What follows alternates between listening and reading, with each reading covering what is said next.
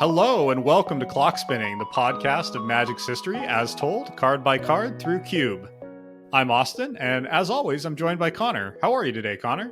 I'm doing pretty good. How are you? Yeah, I'm doing pretty good. It's been a productive day of podcasting, been a productive day of making spreadsheets, and any day I can make a spreadsheet is a good day in my book. You gotta love it. So this season, we're building a cube from the original Kamigawa block, and today we're talking about the blue cards of Kamigawa. So if you're just joining us, you might want to rewind and start with episode 1, where we reviewed the white cards and also introduced our patent-eligible IMPAB rating system, which we use to rate the cards, and talked a little bit about the history of the block. So rewind, listen to a mere 3 hours and 40 minutes of that, and you'll be ready for blue. And with that out of the way, I think it's just time to buckle up and talk about 50 blue cards. Yeah, we're gonna plow through some really great cards today. Yeah, there will be gems, we promise, amidst some not gems, which is par for the course for Kamigawa block, and that's why we love it. It sure is.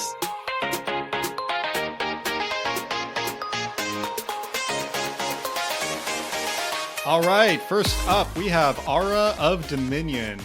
UU for an enchantment aura, enchant creature. 1, tap an untapped creature you control.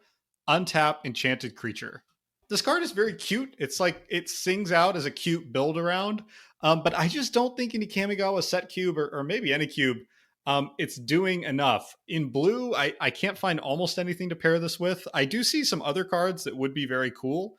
Marrow-Gnar, most notably, is a rat that taps to make more rats based on how many rats you control, and you can easily see it getting out of control with Aura of Dominion. Kind of cool with Kiki-Jiki. There's some other stuff like Ghostlit Warder, Hidetsugu, Kabuto Moth, etc. Like there's other things, but none of them are amazing outside of Marrow-Gnar. And I just feels like it's asking for a lot to get this card and something that's relevant in both the draft and the games. So I don't see a place for this card. Yeah, and I think the fact that you have to, it's an enchant creature, not just an enchantment. So you have to have it like ready to go to put on the exact creature that you want to put it on. You can't, have the aura out ahead of time and then play the creature that you want to go with it later. You have to put the aura on the creature you want to use, which I think makes it even more limited as a card. The only card in blue I could see this maybe doing something with is our next card, Azami, Lady of Scrolls.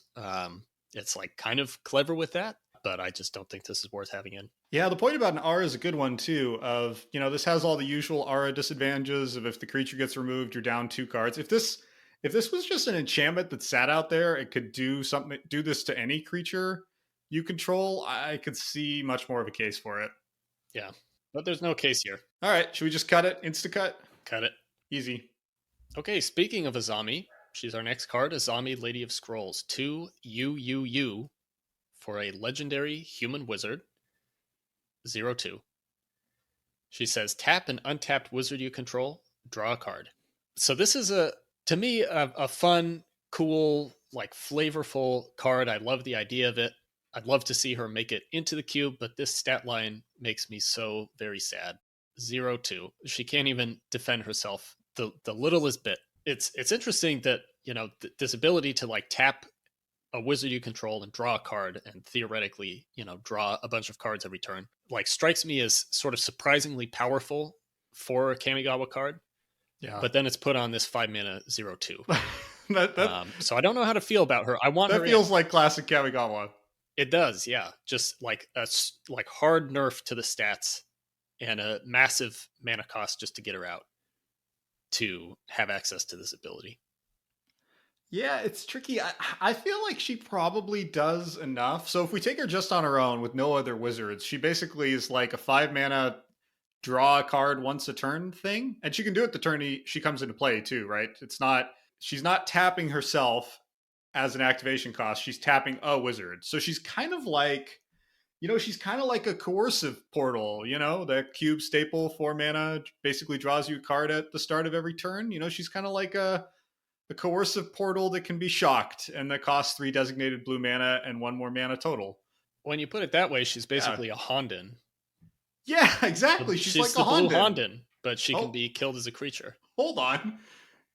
Yes, and she gets better with multiple. Like, if you have 2 wizards, I feel like in a format as grindy and slow as Kamigawa, this is very good, right? Like, drawing a couple extra cards every turn, you're going to bury your opponent pretty effectively. That's what I'm hoping for her. I'm hoping that she's good, and we were assuming, I think safely, that like this cube is going to lead to some very grindy games. So I've been trying to think about that as we're going through these blue cards, because that, for a lot of them, is the only situation where they're going to be good. Yeah. Is if you get into a super grindy game. I think we should have her in, maybe just one copy, and see how it goes, and see how many wizards we get. Yeah, I think she'll surprise us. There's I don't know if I said already, there's 27 total wizards in the block, and even if only half of them make it, there's going to be a lot of wizards bouncing around in the cube. I think almost all the Soratami, and there are like a ridiculous number of Soratami in blue, are wizards. So I don't know. I feel like she's probably going to be fine. Maybe even good. I wouldn't be surprised if she's good. Let's try it. What do you think about the rating? So this is kind of almost pedantic. I had her as a build around. I think she might actually just be a playable. Like you don't have to build around her, right? She's just a draw a card a turn. If you have some wizards, then gravy. Yeah. But if you don't have any other wizards, I might still throw her in a deck. Yeah, I had her as a build around too, but I guess that's kind of right. She does do something on her own, so you don't strictly have to build around her.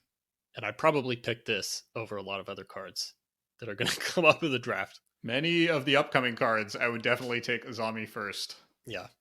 Okay, maybe we should just call her playable then.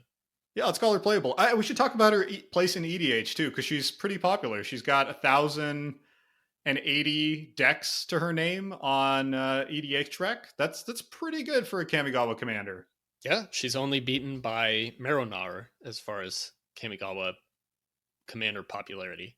Wow, I'm surprised Mirror-Guard beats her. That's interesting. Yeah, people love rats. Okay, and she appears in 7,700 decks total. I don't know, pretty decent stats. Pretty good. Playable in a single copy. Welcome to the team, Azami. Let's talk about Callous Deceiver, part of everyone's least favorite cycle. Callous Deceiver, 2 and a U for a 1/3 spirit. 1, look at the top card of your library. 2, reveal the top card of your library. If it's a land, this gets +1/+0 and gains flying until end of turn. Play this ability only once each turn. We talked about it in white. I hate these cards. I just hate this cycle so much. Like, even if they just had all the abilities they get, they would be good. Like, they would be 3 mana, 2/3 flyers, which is actually would be pretty darn good. But like, this card is just insultingly bad. And then you can only do it once a turn. I don't know what Wizards was thinking with this cycle. But Austin, it only costs 3 mana on top of the 3 mana to play it to make this okay. As a 2/3 flyer. Exactly. Yeah. I defended the white Deceiver, Harsh Deceiver, a little too much, I think. And I'm done. I've decided I'm done defending the Deceiver cycle. They deceived you, We have 3 Connor. more of these. They did deceive me. And we've got 3 more of these to go through after this one. So I'm done standing up for them and defending them as cards. They are terrible. I was not harsh enough on Harsh Deceiver. I will be callous about Callous Deceiver. I'll be cruel to Cruel Deceiver. I can't remember the other 2, but I'm not going to be nice to them anymore. They are expensive, weak cards with a not interesting ability. I really thought you were going to keep going through all 5, and it was blowing my mind. If I could remember them, I would. I don't want to scroll too much. And I don't want you to remember them. You know what? They don't deserve that space in your brain. They don't deserve it. Yeah, okay, this is an Instacut. I mean, we'll end up talking at least a little bit about the others, but if there's ever a cycle that we could just skip in the discussion, it would be the Deceiver cycle. These cards are so bad. I think Cruel Deceiver is maybe okay. But let's move on. Instacut. Instacut, easy. Moving on to Consuming Vortex. This is 1U for an instant arcane. Return target creature to its owner's hand. And it has Splice onto Arcane, 3U. So just as a friendly reminder, Splice onto Arcane means that as you play an arcane spell, so an instant or sorcery with this arcane type, you can reveal this card from your hand, pay its splice cost, and then if you do, you add this card's effects onto that spell. I felt like this might be pretty okay to have in blue. Like it's 2 mana for a bounce, which is just sort of the standard bounce cost in blue. The splice ability is neat and seems like reasonably costed to be able to have this as a repeat effect. Especially if we get to a lot of grindy games in blue, which seems likely, this could be a really good thing to have. Yeah, I had this all the way up at playable, which might be too strong, but I just felt like, if there's going to be an arcane deck, this feels like part of the glue that holds it together. If you splice this a couple times, you're getting think it's pretty annoying. I think you're slowing your opponent down pretty meaningfully while you, while you get Azami online, or you get some of these other really expensive late game blue cards, Meloku online. I don't know, something. While you're stalling until you can do something in blue, I feel like this helps you stall your way there. It's a little awkward now that I'm thinking about stalling my way there. And I guess this is true of a lot of splice cards, but the splice cost in this case is twice as much as the cost of playing. Yeah, it's a lot. Playing the card. Plus, you got to pay for the card you're splicing onto, right? Yeah, so you got to pay for that card. So thinking about, splicing this onto, let's say, a 2-mana arcane spell, you're looking at 6 mana for probably 2 not very good effects. But the tricky thing about these splice cards is that with paying the lower cost, you're actually playing the card and getting rid of it. With the splice cost, you're paying more, but you get to keep it so that you can then play it later at the lower cost. So I think what I'm trying to get at is that if you're trying to survive to that turn 5 or turn 6 or whatever, and you have to play the Consuming Vortex on turn 2 or 3 instead of splicing it, you can't splice it anymore because it's gone. But if you hold on to it to splice it on turn 4 or 5, then at that point, the value of the Vortex as a 2-mana spell is maybe a little less. So I'll confess I'm a little bit dizzy, but I think I'm following. I'm also a little confused. Yeah, you saying 6 mana... It made sense before I started talking. You saying 6 mana reminded me, I saw someone on Gatherer compare this to Capsize, which is an extremely annoying card. So Capsize is 1 UU for an instant, return target creature to its owner's hand, and then you can buy back for 3, which means put it back into your hand after it resolves. This is kind of like Capsize, and comparing it with Capsize makes me like it less, right? Because for Capsize, it's like 6 mana. You can do it every turn, right? You don't need any other cards. You don't need to keep chaining card advantage. It's just there, annoying your opponent forever. This thing, the problem with all the splice cards is you need to keep drawing splice cards for them to work. And I feel like my experience playing with splice cards is rusty, right? I haven't played with splice cards since like 2005. And so I don't really remember how easy it is to chain them together, but I feel like we have to find some way to make splice part of the cube. And this feels like part of the glue to make that deck work. Yeah, I mean, I do think we should have it in. I rated it as meh because it's just not that powerful, but I think 2 or 3 copies would make sense. Yeah, I had it all the way up at playable. I don't know. We could maybe we start with 3 and just see what it feels like. Yeah, let's go with that. We also didn't talk about the art. I really like the art on this thing. I like this giant fish blue mouth thing that's swallowing up a human figure into, I don't know where it's being, I guess into the ether. It's being swallowed up. I don't know. It's pretty cool. It's cool art. 3x. Easy. Counsel of the Soratami. 2U for a sorcery. Draw 2 cards. Easy peasy. It's just divination. For a brief period, Wizards decided that this should be the new divination. I don't really know why. But in 9th and 10th edition, this replaced divination as, the divination that always gets printed in the core set. If you don't know what divination does, it's literally this card, by the way, just with a different name. I feel like divination itself, this is always fine. It's never that good. It's never unplayable. The thing that's most rough about this card is that it's not arcane. And I feel like that probably started with the fact that they put Soratami. This is where Champion putting flavor first shoots itself in the foot. I feel like they decided this is called Counsel of the Soratami. It has a Soratami. That means it's a mortal affiliated card. That means it can't be arcane. If this was arcane, it would be great. It would work so well with Consuming Vortex and all of the other arcane things, right? But the fact that it doesn't have that subtype means it doesn't link into the deck that cares about instants and sorceries, and that's infuriating me, as you may be able to hear in my voice. But the arcane spells are already a subtype of instants and sorceries, and then the arcane spells that can be spliced onto another arcane spell are a further subset of arcane. So it's already a pretty limited number of spells that you're working with that can be spliced onto something. And then the fact that they can only be spliced onto specifically arcane spells makes it seem, I feel like it's going to be really difficult to have splice onto arcane be a very meaningful mechanic in the cube, because there's just not that many things you can splice. And, there's going to be a situation where you're just sort of, you're holding on to one splice card, but you don't have an arcane spell to splice it onto. And you're thinking, do I use this now? Do I wait until I maybe draw one of the 3 arcane cards in my deck? And is it even worth it to be thinking about this? So I think you're totally right that with a card like this, like arcane would be perfect, but the fact that arcane is only on some cards and you can only splice onto arcane makes all those mechanics feel a lot less interesting and relevant and powerful. But I agree that like this card is just kind of like solid value.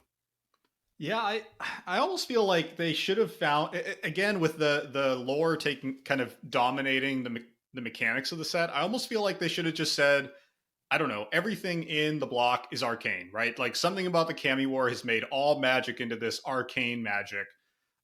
So that they could have had all the instants and sorceries, or almost all of them, play with this this mechanic. That's not really Counsel as Soratami's fault. That's a broader decision. We can still put it in the cube. It's fine. I like the art on this thing a lot. It's kind of peaceful in a way. I like. It's probably your clearest view of the moon folk and their weird kind of bunny ear things and crazy hairdos. It's a nice solid piece of art. Yeah, it's a really pretty card. Some other tidbits. Mark Rosewater actually gave this card as kind of an example. There's a few cards like this we'll see probably throughout the block, but certainly at least in Champions of Kamigawa, where the name of the card is kind of too confusing to players just from our first read. So this is called Counsel of the Soratami. And of course, there's two different ways you can spell counsel. One of them is like as a noun referring to like a group of counselors. And the other one is the way it's spelled on this card, Counsel, meaning like advice. So this one is advice of the Soratami. It's giving you advice, giving you cards. But if you just hear this name, Counsel of the Soratami, it sounds like it would maybe be some kind of legendary creature that's like a group of Soratami counselors. Oh wow, I love that. Yeah. As a grammar nerd. Huh. So there's some other cards like that in this set where, and we're going to have one coming up here pretty quick, where like the name and sometimes even the art is kind of confusing and off-putting and, you know, makes you think that it would be a type of card that it's not. That's a great point, because there are a couple more. Is the one you're talking about that's also confusing Eerie Procession? Because I feel like that one also, you could look at it and think it's a creature, and the name could totally be a creature. Yeah, that one too. And actually the card immediately following that, Eye of Nowhere. We'll get more into both of these in a little, just a sec. But yeah, those both kind of look like, from the name and the art, they could be a creature. They should be a creature. And then they're a sorcery. Wow, we got a lot of mileage out of Counsel of Soratami. Simple, playable, 2x is the final rating? I think so. Yeah, we drew at least 2 cards off. Okay, next card is Cut the Tethers. 2 UU for a sorcery. It says, for each spirit, return it to its owner's hand unless that player pays 3 colorless mana. I rated this as an insta-cut because it just seems bad. It's either like totally useless and just sits in your hand, you know, with you waiting for the situation that this is going to be worth spending 4 mana on. Or alternatively, if your opponent is just all in on spirits, then it's like a quasi board wipe for them, which isn't a particularly fun experience. And even in that situation where your opponent does have a bunch of spirits, this is still just a sorcery. So your options with it are going to be a lot more limited. I guess it's like a human finisher against a spirit deck, but seems really bad. I think it's really bad too. I waffled a bit on this, but the other thing is I feel like the blue deck leans harder towards spirits than white that we just got out of. Like, I think most colors in the block have pretty close to a 50-50 breakdown of spirits, non-spirits. But I think, you know, there's some colors where the spirits are just better. And I think blue spirits are pretty good. Blue is definitely where the like arcane and splice thing sits most deeply. So this is extra awkward in blue because I feel like you're unlikely. And this takes 2 blue, you know, it's double designated. And so I'm just struggling to see a deck that can cast this and wants to. And where you're saying, like, and as you're saying, even if somehow it's castable and relevant and makes sense in your deck and your opponent's playing spirits, it's still a feel bad at the end of the day in a way that just you don't want to include. Just not a fun experience. And I think that's a good point that you made, that, and really throughout Kamigawa, like there are probably not that many decks, even in a constructed format, but definitely not in a cube. There are not that many decks that are going to exist where you are all spirit or all not spirit, unless there's something very specific you're trying to accomplish with the deck, like maybe Zubera's. Yeah, but in cube, I think you're right, where it's just like you want the best cards. You know, and there you might lean more towards one side of the war or another side of the war, but us planeswalkers are going to be playing both sides. That you saying Zubera, this doesn't work for the Zuberas, but it did make me think: is there some hidden deck here that wants to bounce its own spirits? But we established last time there's no ETB effects in the block, so I don't think the answer is no. There's no ETB effects, but there are having a lot of cards in your hand effects that we'll be talking about much more in Saviors. They planted a seed for Saviors. This Cut the Tethers is planting the seed for Saviors, where you want to have 15 cards in your hand to get a not very good effect to activate. So I guess this is good there.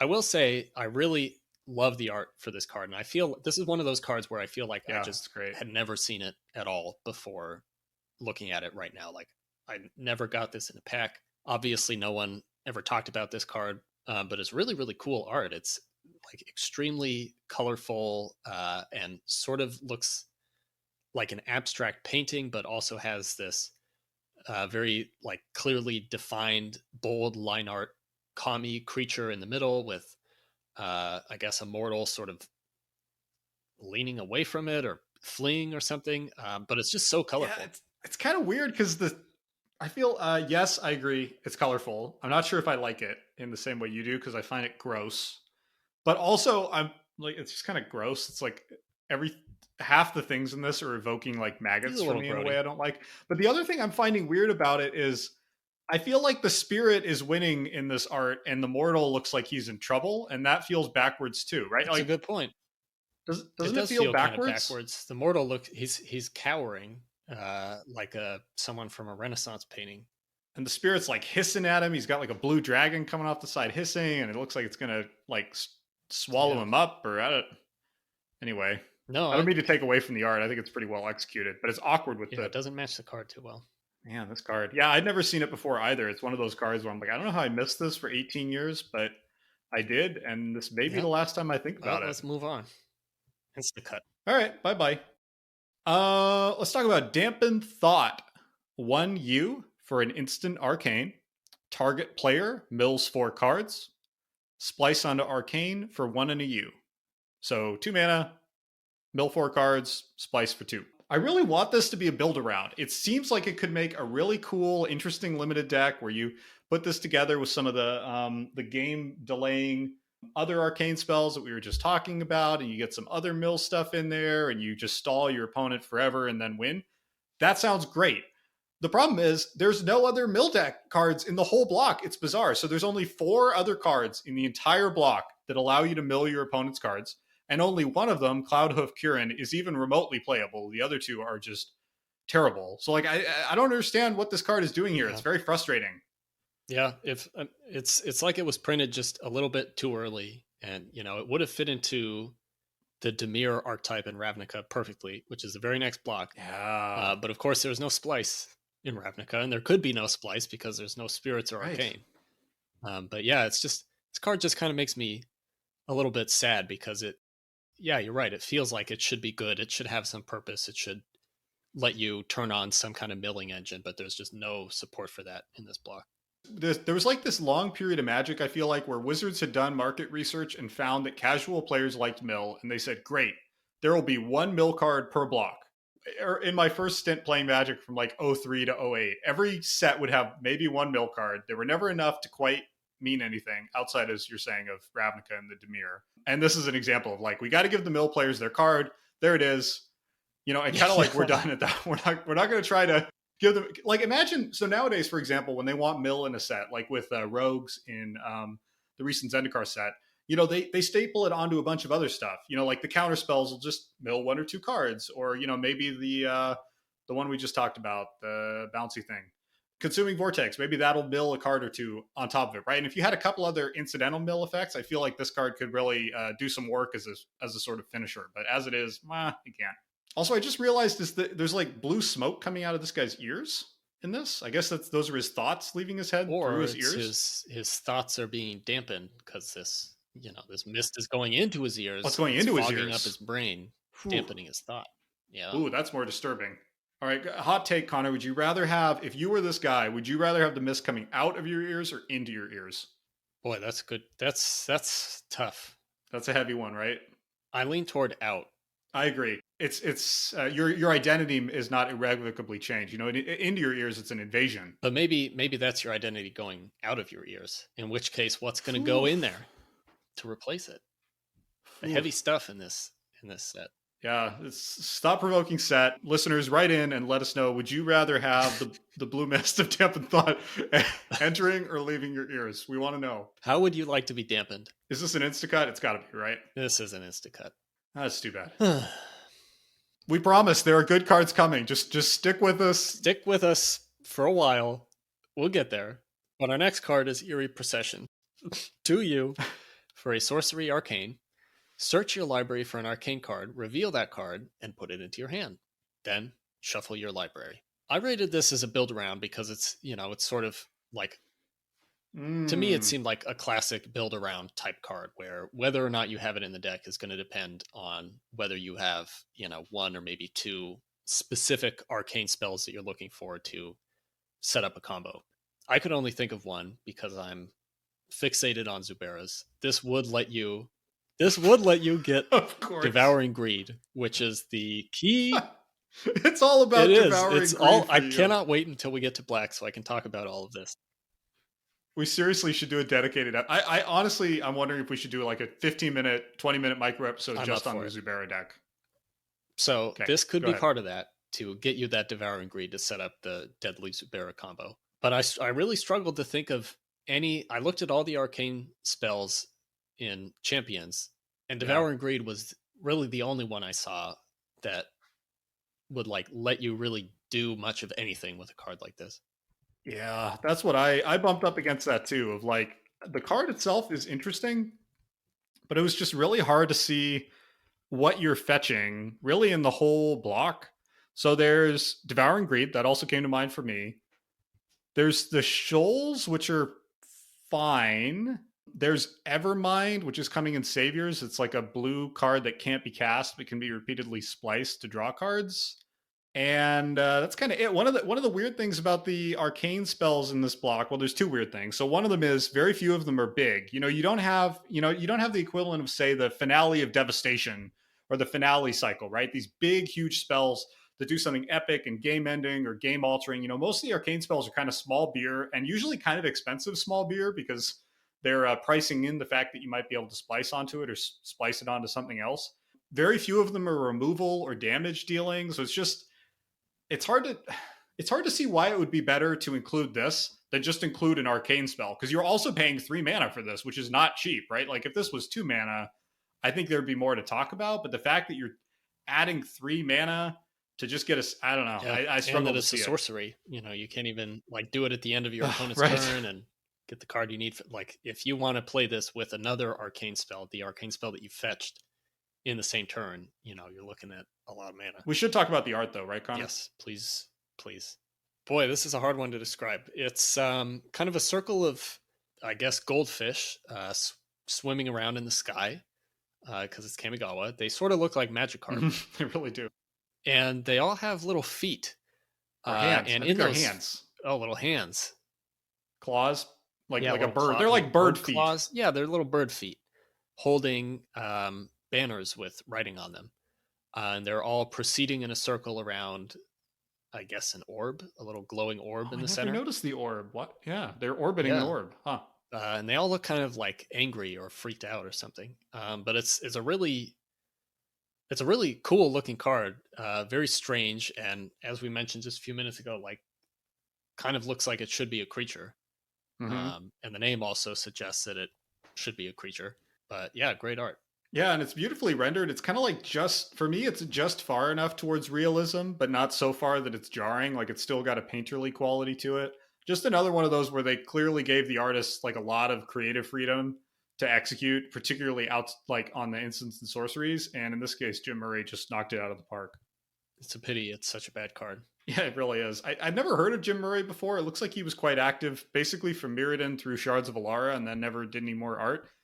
He's done some other notable pieces like Celestial Crusader. I love that art. Reaper King, Revelark, Sundering Titan. He's got some hits hidden in his portfolio. Yeah. Do we include this card, Connor? I feel like we both started on the idea we should, and like as we're talking through it, I'm not so sure. Yeah, I think we call it a build around for now and save it for the Zubera episode. All right. I don't even know if it'll make it in there, but we'll see. Let's talk about Eye of Nowhere.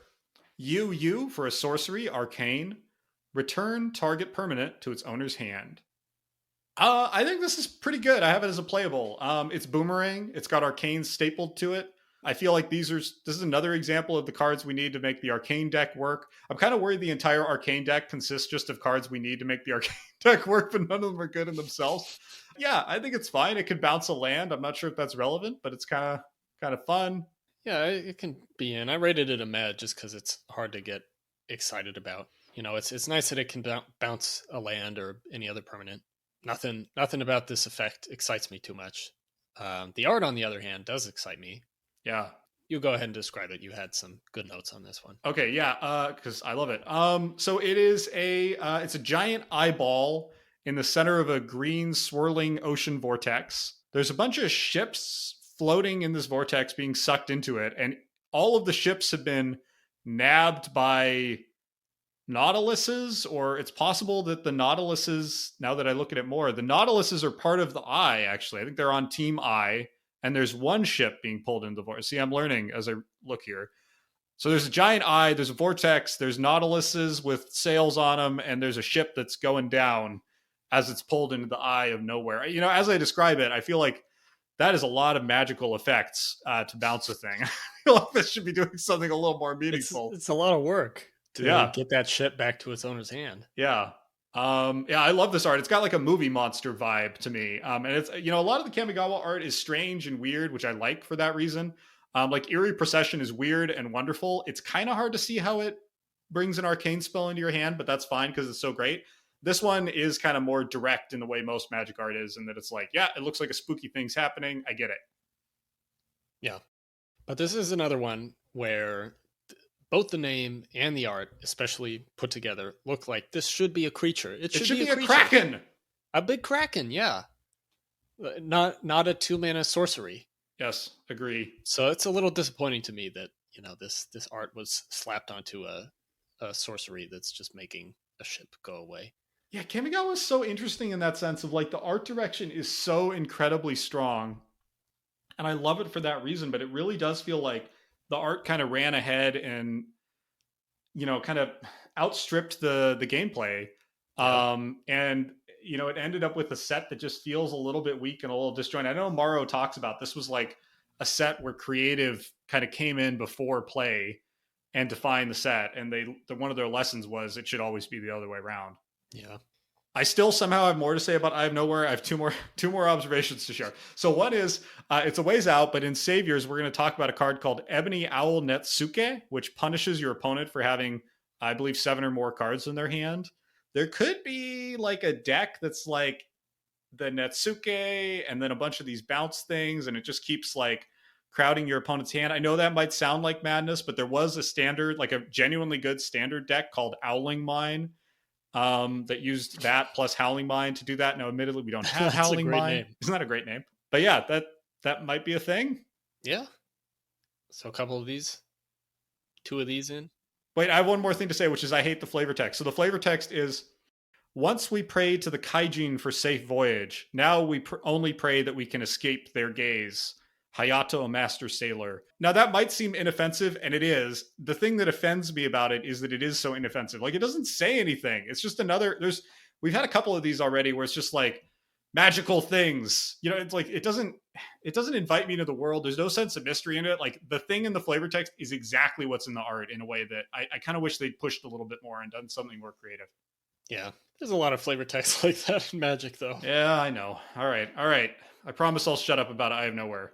Meh, 2x? Yeah, meh. 2 of them. 2 mehs, all right. Double meh. Our next card is Field of Reality, 2U for an enchantment aura enchant creature. Enchanted creature can't be blocked by spirits. You can also pay 1U to return Field of Reality to its owner's hand. This just seems like way too limited to be useful. We've talked a lot already about how counting on your opponent to have spirits is not a very safe bet, even in this spirit-themed block. The fact that you can bounce this and then I guess put it onto another one of your creatures that you want to slip past the spirits is kind of cool, but you're paying 5 mana to be able to do that. Yeah. This just seems like too expensive and too specific to be really useful or even interesting. The art's kind of cool. I like this mystical kind of warrior looking guy. He looks like he's in a kung fu movie or something. That's kind of cool. Yeah, he's got this bubble around him. Kind of nice. And then there's like it looks like a kami is trying to laser its way through the bubble. I like that the kami is really small. It makes his magic look not very impressive. Yeah, this little butterfly who's like got a laser. He's trying to crack into the vault. If for just the low price of 3 mana, you too can be safe from marauding butterflies. Yeah, this card, I don't know why I had this as a meh. It makes me question my own judgment. This seems like a pretty clear instacut. The fact that it's 3 mana, like at 1 mana, I think this would be fine. Yeah. There's a great Gatherer comment where someone has a bunch of mean things to say and then closes with saying, "What a piece of shark," I think is a way to get past the censors. And in one of the weird little wonderful Gatherer moments, the following 6 comments are all other people noticing this piece of shark comment and repeating it. And I like that. This is a piece of shark. Let's cut it. It is a piece of shark. Boom. All right. Next up, we have Floating Dream Zubera. This is 1 and a U for a 1/2 Zubera Spirit. When this dies, draw a card for each Zubera that died this turn. So we said we're going to hold on a full discussion of the Zubera sort of theme deck for a mini episode that's probably coming up right after this one. But I felt like we should talk about this card just on its own merits because I think it's pretty decent. So essentially what we have here, assuming you have no other Zubera, is a 2 mana 1/2 that draws you a card when it dies. And I think that's basically fine on its own. Like that seems totally solid as just particularly with the blue deck wanting to stall out the aggressive white deck in the early game. I feel pretty happy about this card. Yeah, I think that's pretty solid. And, it's a spirit. So you're getting spirit craft value and soul shift if you're in another color. Right. Yeah, I think this is perfectly fine. And like 2 mana for a 1/2 body is a perfectly good rate, I think.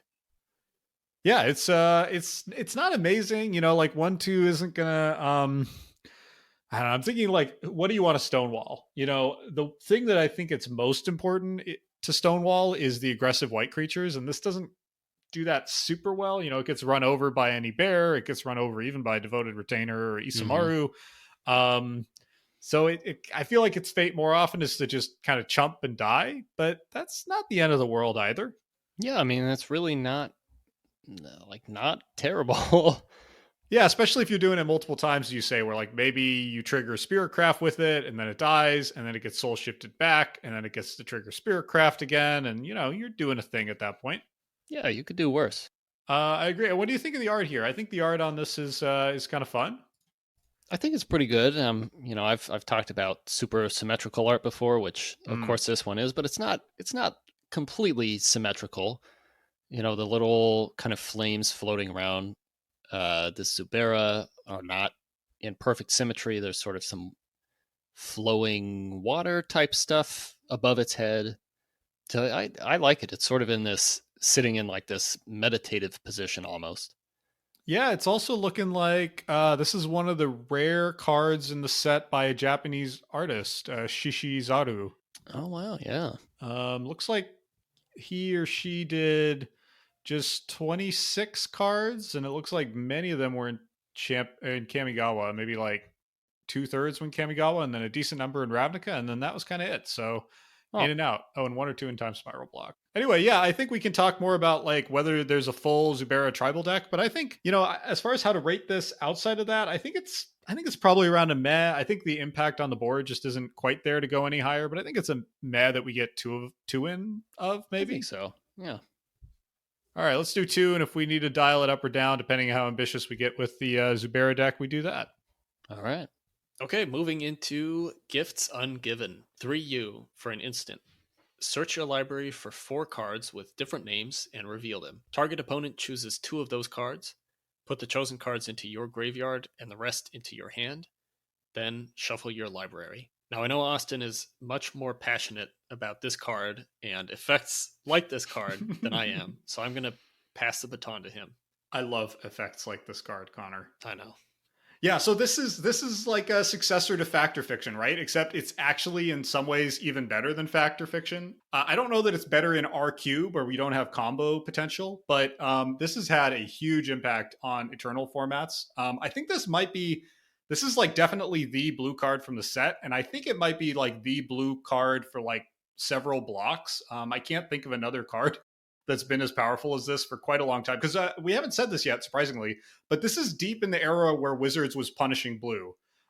So blue was the best color at the start of Magic. It stayed pretty darn good for a while. And then starting around the printing of Psychotog, after that, Wizards decided it was time to take blue down a notch. And so from Onslaught block onward till, I don't even know, at least Remand, blue was just terrible. And then there's a few exceptions, like Gifts Ungiven. So why is this so good? It's good because it's basically a 4-mana instant speed tutor that gets you 2 cards instead of 1 card, which Diabolic Tutor is already a fine card in a lot of formats like EDH. And this is basically Diabolic Tutor at instant speed in blue that gets 2 cards. The downside of only getting the 2 your opponent chooses is barely a downside because you get to choose what's in the initial pile. And like Factor Fiction, it's really hard for your opponent to set this up in a way that doesn't leave you up to very relevant cards. Yeah.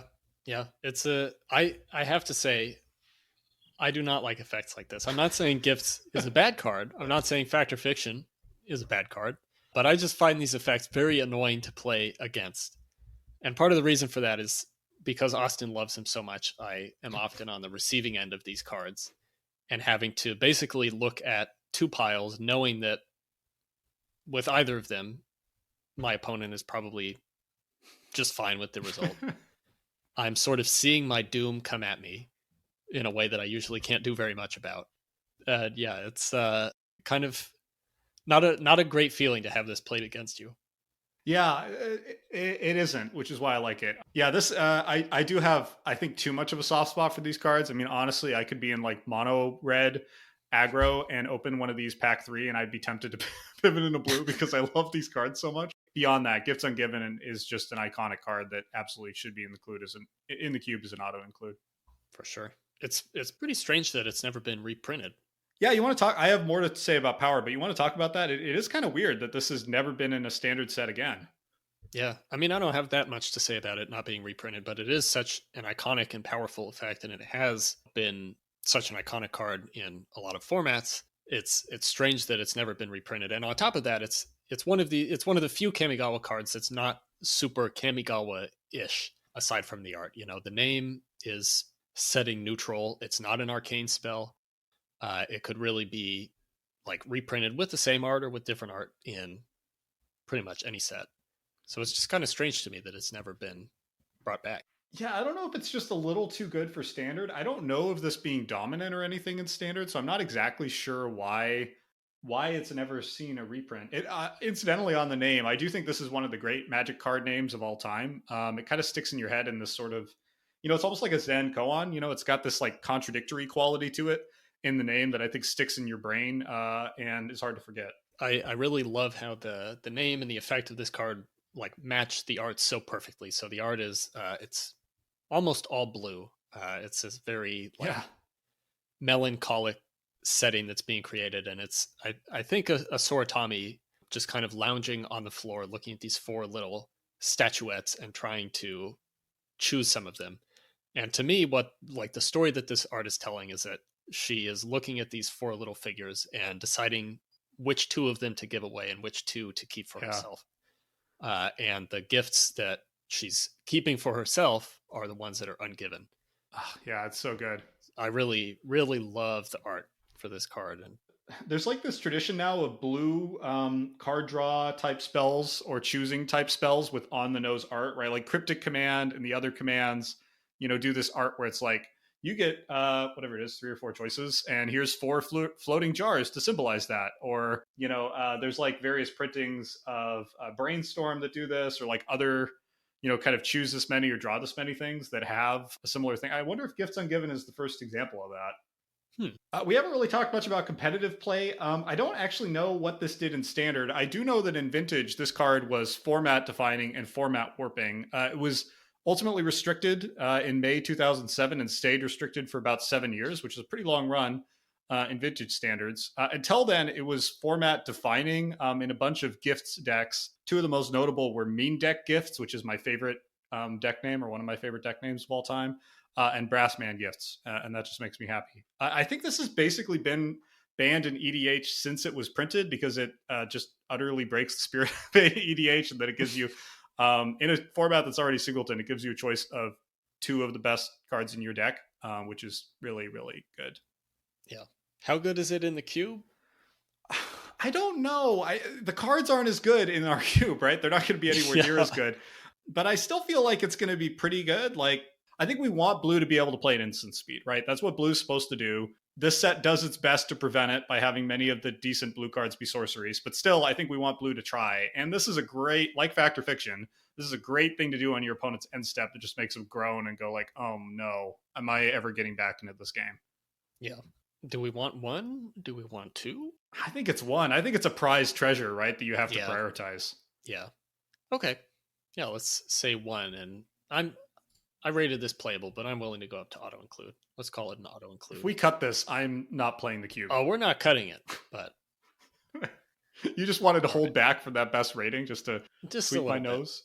Let's talk about Graceful Adept. This is no gifts ungiven.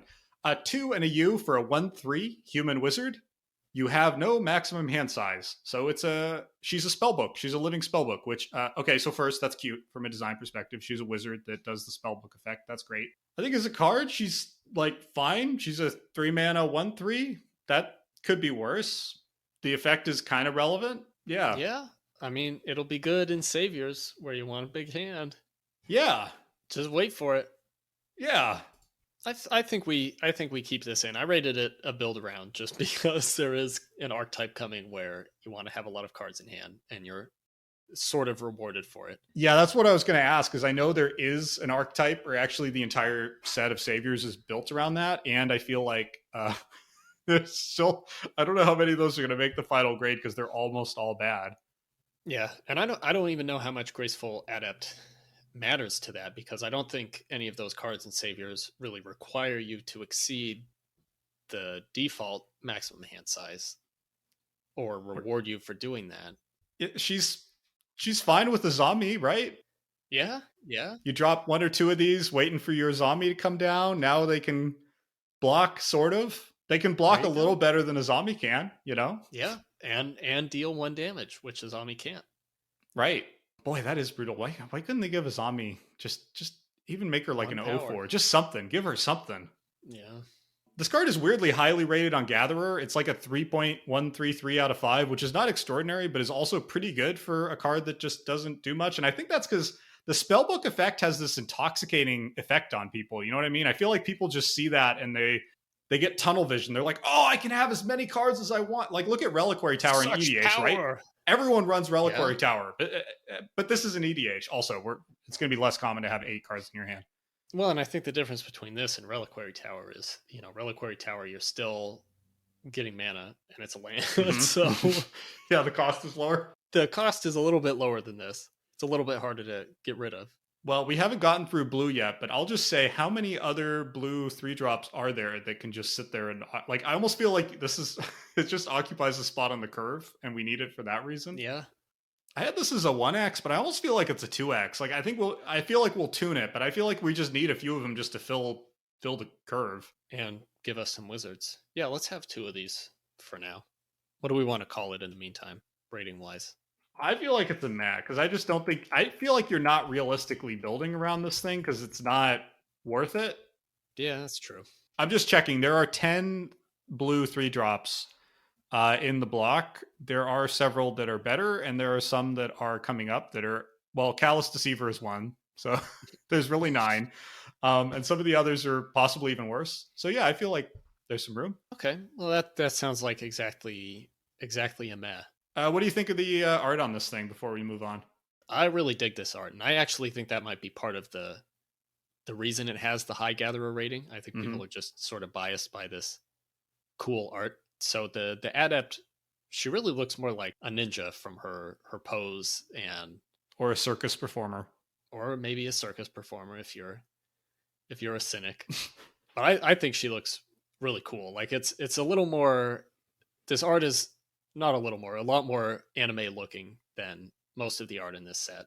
Mm-hmm. And looks like it would fit right in Neon Dynasty. Yeah, no, I think you're underselling it. If anything, it's like incredibly painterly. Like I would say it's anime looking, but it's got this like intense level of detail, and but also kind of a watercolor organic quality to the background. And there's a lot of technical skill on display here with the rings of light or energy coming out from her and the blending of multiple layers of background. I mean, this is a really technically accomplished piece. It's really cool. Yeah, really dynamic pose and cool costume, in my opinion. Yeah, I'm sorry. Circus is too hard. I don't mean like a clown. I mean like a acrobat, like a cool circus performer. Yeah, okay. All right. I could kind of see it. Probably the coolest looking wizard that we're going to see here. Yeah, I think you're right on that one. Write in if you disagree. Excellent. 2. Meh. 2 at meh. Our next card is Guardian of Solitude.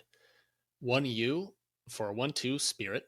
Whenever you play a spirit or arcane spell, target creature gains flying until end of turn. I rated this as playable because I think it's maybe okay.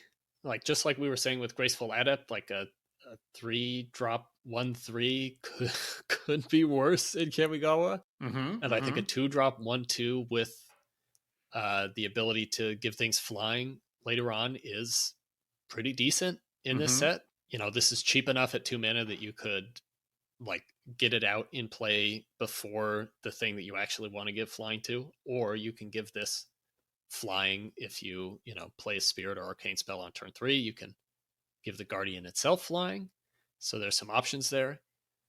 So I think this is pretty playable by Kamigawa standards. I found it hard to go all the way to playable here, just because that seems like a lot for a 2 mana 1/2. But I like Graceful Adept. This is a glue card, and I think you're right that it's a better glue card because like first 2 is better than 3. You know, getting something down on 2.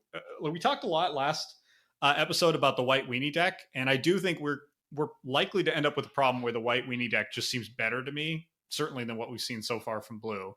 And so something that can act as an early game roadblock does seem important, and this can help slow things down a little bit. I almost wish it was a 2/1 instead of a 1/2, so it could trade with something. This really can't. But yeah, I think it does enough, probably. Yeah. I think the art here is gorgeous. I love that I love the spooky central spirit figure with its freaky face and the sort of yellow mini spirits flying around it. I like that it takes place in, Minamo, or it's in that giant waterfall. It makes me wonder how big the Minamo waterfall is, because I can't see Minamo anywhere here. So is it like the Grand Canyon of waterfalls? That's pretty cool. Yeah, I agree on the art. It's very cool and spooky and kind of melancholy. Yeah, I had these at 2, but are 1, but I feel like you're right. It's more like a 2 or maybe even a 3x. I feel like this is just a glue card, both to slow down the aggro deck and also just to make the spirits deck have something to do on 2. Yeah. Should we do 3 then? Yeah, I think we should go 3. All right. Before we move on, actually, one other note on the art, or more on Kamigawa world design broadly. I feel like these early multi-planes of Magic had a larger feeling world than today's planes. I know this is a common complaint where people call it, what do they call it? World of Hats, and they complain about it tomorrow incessantly, that, like planes like Amonkhet just feel like a city with mummies and Egyptian stereotypes and nothing else. And I don't mind that as much as a lot of people. I think that's fine. But there is something about Kamigawa's world or Mirrodin's world that feels really, truly expansive. Like there's multiple climates, there's lots of locations. You have the sense that it's like Earth. It's big and diverse. I don't know why that occurred to me with Guardian of Solitude, except maybe that I started thinking about the Grand Canyon. But I do feel like the world of Kamigawa feels really large in a way that I like. Yeah, that's an interesting point. I do like that all of these cards feel like they're part of an Earth-sized place, and it kind of makes the story and the flavor feel more kind of impactful and epic as well, when you kind of you can imagine these things happening in a world like ours. All right, so should we call it a 3x meh? Yeah, I think so. All right, let's talk about Hinder. Hinder is 1 UU for an instant. Counter target spell. If it's countered this way, put that card on the top or bottom of its owner's library instead of in that player's graveyard. 3 mana counter spells, in my opinion, are awkward. Wizards has often said that the ideal mana cost for counter spell would be 2.5 mana. 2 mana for the original counter spell is a little too good. It's a little too brutal. It makes it too easy to slow down your opponents and just grind them into dust. 3 mana is a little too much. It often comes in too late. You're often spending as much mana to cast the counterspell as your opponent did to play the threat in the first place. That said, as far as upsides on a 3 mana counter go, this is a very real upside. Putting it in their deck is way better than putting it in their graveyard. Particularly in this set, there's a lot of graveyard synergies coming up. It's pretty relevant to be able to do that. Putting it on top can be really brutal, as a way to stall them or slow them down. So I think this card is probably fine to include.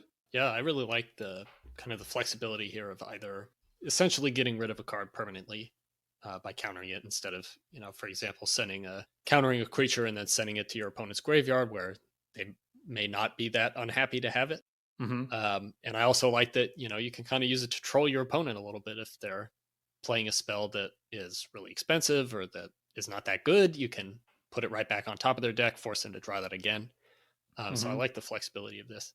And like 3 mana for that seems... I'm honestly surprised this doesn't cost 4 mana. Kamigawa. Like this, 3 mana seems reasonable for this card in this era. It's kind of funny this has never been reprinted. It's kind of like Reciprocate in the last in the white set of like, it feels like they gave this an evergreen name, Remand or something, where they intended it to be in multiple sets and it just never showed up again. And I suspect it just wasn't quite as good as they hoped. Because like Hinder, that they don't use the one word verb names lightly, right? I feel like they try to save those for something like Shock that can really be evergreen. But Hinder has never shown up in any standard legal set or really even reprint sets outside Double Masters.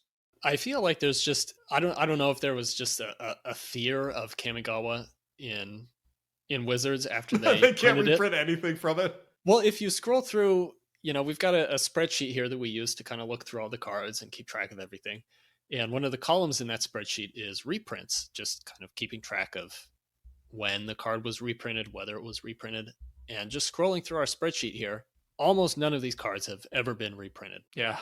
A lot of that is because they're very flavor specific or they, have very parasitic mechanics that only belong in Kamigawa. But this is one that could be reprinted in anything with, some different art. And it just never has been. And I feel like to me, that suggests there's this fear in Wizards, or at least there was until Neon Dynasty, to like come back to Kamigawa or even to really acknowledge its existence by bringing cards back from it. Yeah, I think it's 3 things. I think it's the parasitic nature. I think it's the fact that the set was such a failure. And I do think it's the power level of like a lot of these cards just, we'll find out as we play with Hinder more, but I suspect this card just doesn't do it on rate. But I am really surprised this has never just shown up randomly in a core set or something. Yeah. I also want to say I don't hate this art, but the woman in this art, there's like this awkward pose that a lot of women find themselves in this era of Magic, where she's like bent way forward with her hips way out, and then her head upturned. And I think generally the purpose of that is to showcase the woman's figure, which was much more of a thing in this era of Magic than today. Thankfully, they've really moved away from that style of art. In this case, I don't think it's particularly to make her sexy. I think it's maybe to make it dynamic. But you can see an example of this with Armadillo Cloak by Wayne Reynolds. It's the exact same pose, same artist, ridiculous cleavage, push-up bra art. And I just like this art really irritates me just because of that pose. I find it really awkward. Like I struggle to imagine any human adopting this pose for any length of time. It looks pretty painful. It doesn't, right? Like she's not braced. She's not in a strong position. She's just kind of like leaning forward with her legs close together. Like it's just an awkward position. But I think what bothers me about it is it's not so much the leaning forward. It's the fact that her legs are also apparently coming forward. So she's sort of in like a C shape. Yeah. She's like a left angle bracket. Yeah. Like how is she standing? She looks like she's going to fall on her butt any moment. Yeah. Or like she's in the process of falling on her butt, which doesn't really, is she being hindered? I think she's the hinderer. So why is she falling on her butt? Yeah. What I don't like about this art, other than the legs, is this fire that she's sucking into a pot. So she's leaning forward. She's holding this urn or pot or something, and there's a bunch of fire that I guess is being sucked into it. Yeah, it's trying to do the force of will thing, but it's not. This is no force of will, Wayne Reynolds. No, this fire just looks bad.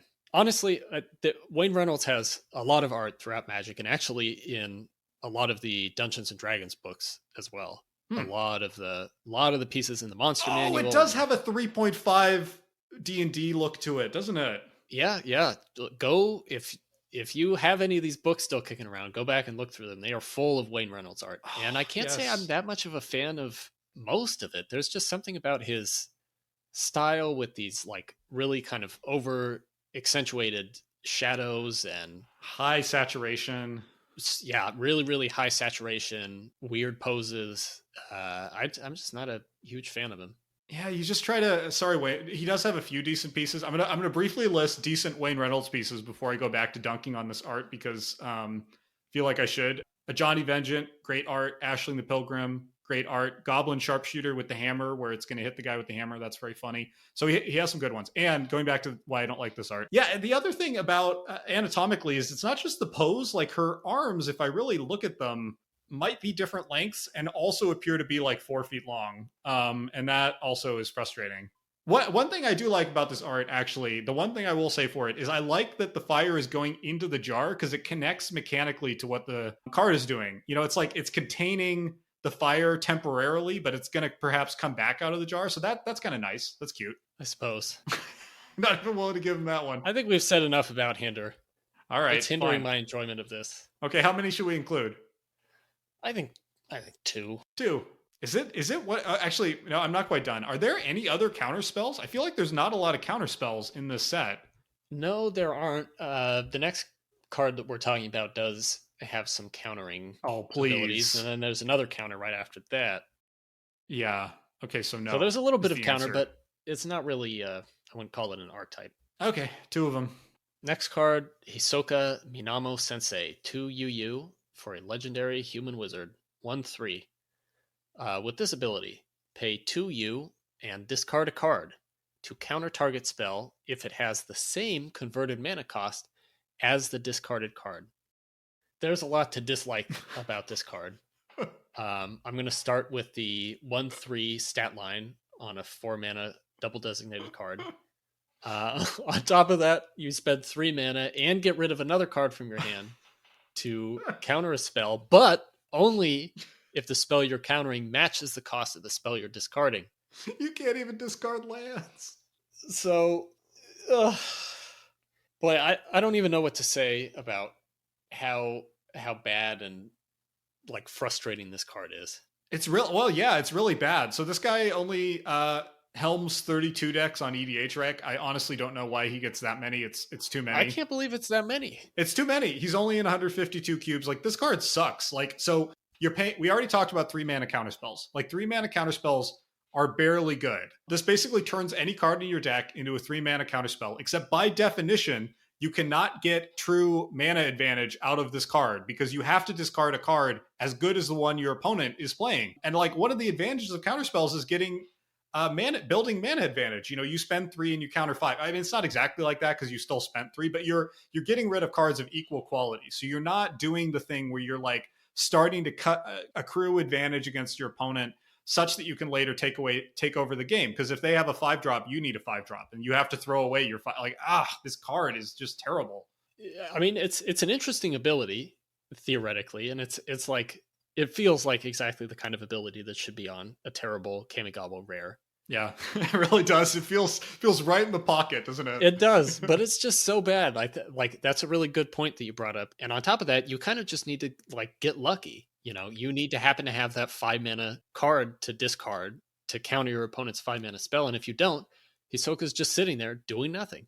And now that you say that, it's actually even worse because you have to hold up mana and you have to hold up your cards. So if I have a 5 mana proactive play, I need to hold back my 5 mana proactive play in the hope my opponent chooses to play a 5 mana card, and then I can discard. And it would have been better for me to just resolve my 5 mana spell. And it's not like I can, again, eke out mana advantage because I need to sink a whole 3 into this. Like I get why there's a mana cost staple to this. If there wasn't, I think it could be a little too annoying. But having it be 2 or 1 or just something that like it just gives you some ability to get leverage out of it, but there's just nothing. And then as you said, like the stat line, again, even by Kamigawa standards, like Hisoka can't do anything. If he was a 1/4, if he had some ability to affect the board, but he doesn't.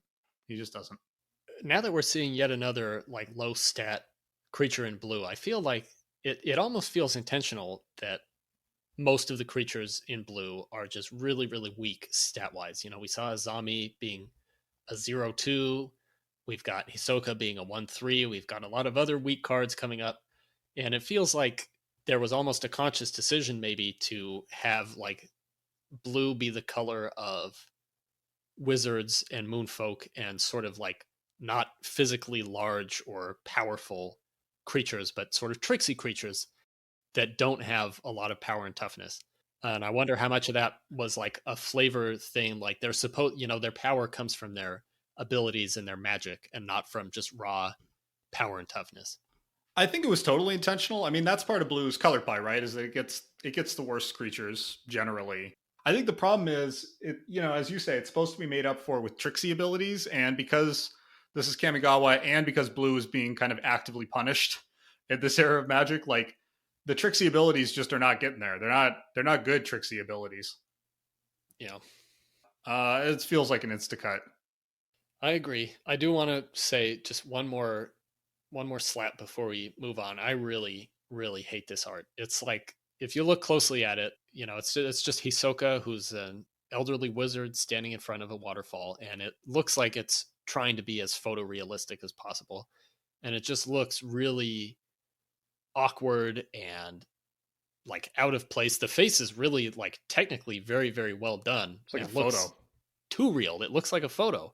So it looks like a photo of a guy was just sort of pasted on top of a painting, and it's really, really off-putting and really does not match up, in my opinion, at all with the rest of the art in this set, which is, very fanciful, very strange, and almost alien. And then you've got like just some guy in some blue robes. Yeah, it's a pity because the artist here is Donato Giancola. I don't know if I'm pronouncing his name right. Who does a lot of photorealistic art, and some of them really work. Like I think Cartographer from Odyssey is sometimes called the greatest painting in the history of Magic because it is photorealistic and yet painterly and perfectly executed. But this card just somehow doesn't have that same quality. As you said, it does kind of look like a photo glued on top of a painting. And the other thing is the painting is kind of like, I don't know, I feel kind of sleepy looking at it. Like it's not bad, but it's also not interesting. It doesn't really tell a story, or it's just boring. Yeah, I mean, the background is entirely water. It's a waterfall. Yeah, just all water. Which is appropriate for the lore. I think he's supposed to be, the headmaster of Minamo. Is that the name of the school? Minamo? I think so. I don't know. Insta-cut? Yeah. All right. Next card, also with Hisoka in the name. Hisoka got 3 cards in Magic, and they're all in a row. Hisoka's Defiance. 1 and a U for an instant. Counter target spirit or arcane spell. I think this card is terrible. I think it's terrible because you don't know what your opponent is playing, and therefore it's too risky to include in your main deck. But I see you have it rated a little higher, so let's debate that.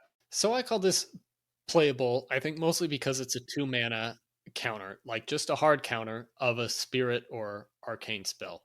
I rated it playable, but I feel like it's probably more like meh. I don't think it's an insta-cut because it is a hard counter at 2 mana of a spirit or arcane spell, of which we've seen many and we'll see many more. Mm-hmm. I don't think that this is going to be sitting in your hand for all that long compared to many other cards in Kamigawa. And if in blue you are getting to a long, grindy game, which I think is kind of the goal in blue in this set. We believe so. We're still trying to figure out what you do when you get there, but it's definitely where you're trying to go. We'll figure out a plan for when you get to 12 mana eventually. It's the owl.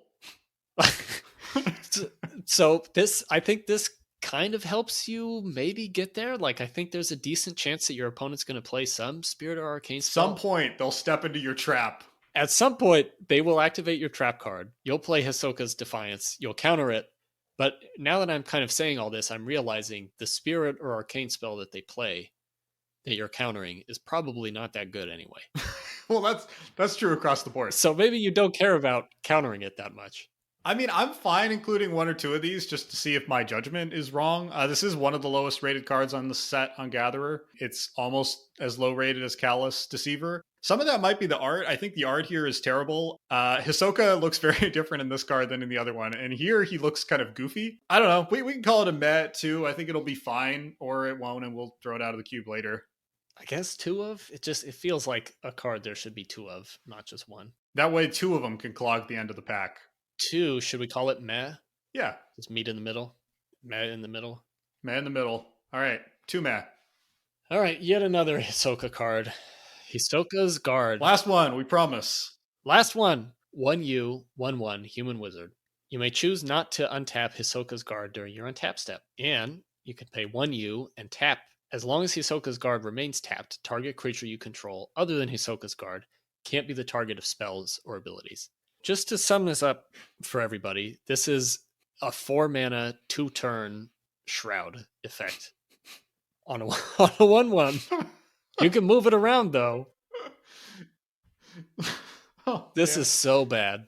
Yeah, the viewer can't see me, but as Connor was reading, I literally buried my face in my hands because this card is just, it's so bad. Why do I have to pay 2 and tap him? The fact that I'm paying 2 mana for a 1/1 is already punishment enough that I should be able to just tap him to give a thing Shroud. You know, like I feel like that. Why do I have to invest even more mana into this thing? Yeah. What were they worried about? I know. And I'm trying to think of a way to like make this card redeemable or interesting or useful in any way. Like what could be changed? Well, if he was a 2/1 or a 1/3 or something, I feel like he could have some prayer. He could at least gum up the ground. Yeah, maybe if he was a 2/1, then he could trade, but like you don't necessarily want him to trade because his, you know, he's supposed to be doing this guarding and giving. Well, you Shroud. do want him to trade, so you don't have to look at it anymore. Oh, so, you know, so he doesn't have to be alive anymore. You don't have to have it on your board. Your opponent will stop laughing at you. Speaking of looking at it, I don't like this art either. I've talked about the like super symmetrical art that appears on some of the cards in this set. Very aggressively symmetrical. This guard, is extremely symmetrical. His pose, basically from the waist up, the clothes, the way that like he looks like, sort of his silhouette looks like a clip art drawing of a dove. Is how I would describe it. Like just okay. the dove that everybody is picturing if you just like Google clip art dove, or just sort of the image of a dove. I don't know that I have a mental image of clip art dove, and I'm not sure it's this, but go ahead. Okay, a bird. You know, like a dove with an olive branch in its mouth or something. Or just a bird. I think he looks like, you know, those when you learn to make origami, one of the first things you learn to make is a samurai helmet that's flat and it's very disappointing. He looks like that flat origami samurai helmet. You know, it's funny you say that because he's also wearing that on his head. Yeah, he's like a fractal samurai helmet man. Yeah, this is just, everything about this card is upsetting. And I mean, the background's kind of nice in the art, but yeah, the background's actually quite pretty. He looks just so derpy, and it's just such an awkward, stiff pose. Is he holding that pose? So he's holding, for people who are looking at it, he's holding his hands kind of like at chest height, kind of tucked in, I guess magically creating an orb that's somehow protecting another creature. And the fact that he doesn't have to untap, is he just holding his hands like that? Because that would get tired. This guy must have extraordinary arm strength. Well, he's guarding Hisoka. Hisoka dies sort of without any resistance in the novel to Hidetsugu, and I think it's because his guard was just as terrible as he was. Well, I mean, it looks like from the art, his guard was nowhere near him. He's just kind of out in the right. out in the woods. He's like a mile, literally a full mile away from Minamo, based on this art. Yeah. This ability, you may choose not to untap this during your untap step, has appeared on 43 cards in Magic. I did the math. I don't know why. So 37 of those 43 cards were printed before Hisoka's guard, 5 afterward. So in the first third of Magic's history, they printed 38 of these guys. And then in the remaining 2/3, they printed 5. And the reason is because it's terrible.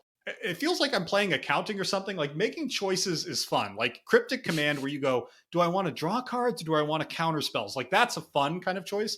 This somehow just feels like an unfun choice. Like, I want to untap my things. That feels like table stakes. So being able to choose not to untap it doesn't feel like, even though I've gained flexibility, it doesn't feel like it. You know what I mean? It almost feels like I've lost something by this terrible ability. It's like you've played this creature. I guess in this case, it's not that much work to play this 2-mana creature, but you've gone to the trouble of playing this creature.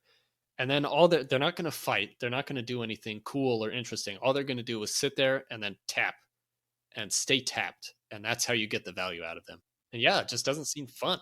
I guess the reason he has the mana on him is because if it was just 2 mana and then tap, that would basically be like fizzle target spell that targets your creature for the whole game, which might actually be too mean. So maybe he does need the remain tapped thing in order to stay somewhat relevant, because otherwise you'd have to hold 2 up. Like maybe it is a gift. I guess it is a gift that he can stay tapped, but I don't know. It's a gift I'd rather stay ungiven. I think we cut Hisoka's guard. All right, Hisoka's guard will be an ungiven gift. Insta cut. Also, the first time and the last time Hisoka's guard appears in the same sentence as gifts ungiven. Do you think there's ever been a gifts pile that included Hisoka's guard in it? No. Just mono blue, like the worst mono blue draft deck. Someone pulls gifts ungiven and they're like, yes, and then they don't get a single other card that's worth finding with gifts. I mean, that could be us. That could be you, listeners, with this cube. But unfortunately, you won't be seeing Hisoka's guard. Yeah, all right. Whew. All right, let's talk about Honden of Seeing Winds, a much more fun card. Honden of Seeing Winds is 4 and a U for a legendary enchantment, Shrine. At the beginning of your upkeep, draw a card for each shrine you control. I love the shrines. This one is no exception. I don't even care if they're good. I want to include them in the cube. I want multiple copies of each of them in the cube because they're extremely fun. And that's really the essence of my position on Honden of Seeing Winds. I can get behind that.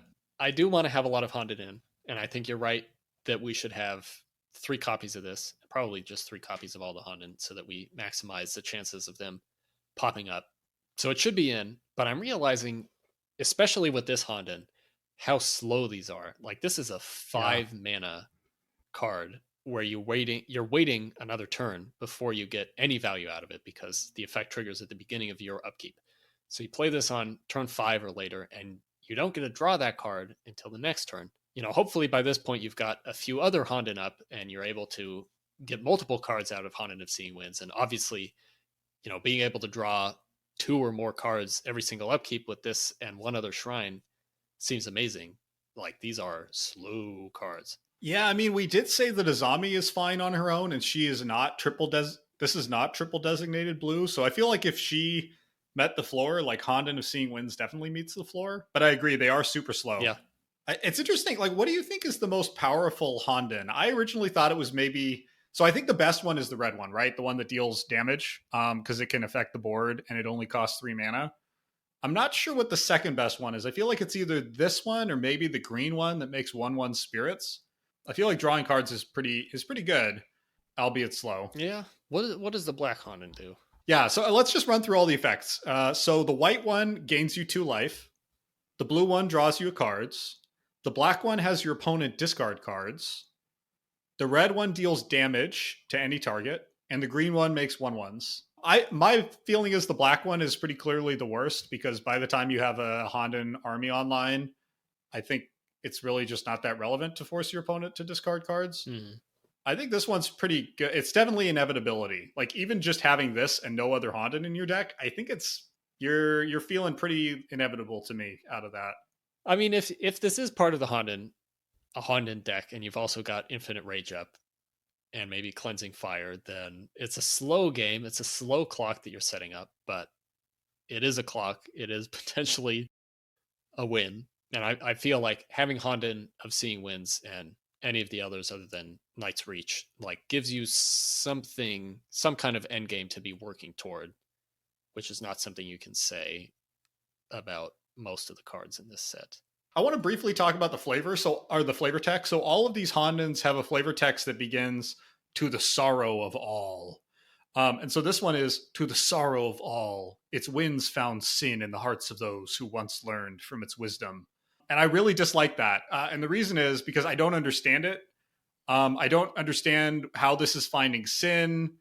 It kind of implies that it's hurting the mortals in some way, which it's not. It's just drawing cards. Like, I don't get it. It feels like it should be "to the sorrow of all, the kami were able to draw many cards" or something. Now that's much or better. Gain much wisdom, It's confusing to me. Just sort of the flavor of the story of the Honden is a little bit hard to figure out, especially with this "to the sorrow of all." You get that, like, these are legendary enchantments, so there's a very clear sense that these are important shrines and like important locations in the world of Kamigawa, but it's not really clear like what is happening with story of these or why having a lot of them does good stuff for you. While we're reading Honden flavor text, though, I'm looking back at Honden of Cleansing Fire, which we talked about last episode. Yes, it's terrible. Remind the reader what it does before you read the flavor text, what the effect is. So Honden of Cleansing Fire is at the beginning of your upkeep, you gain 2 life for each shrine you control.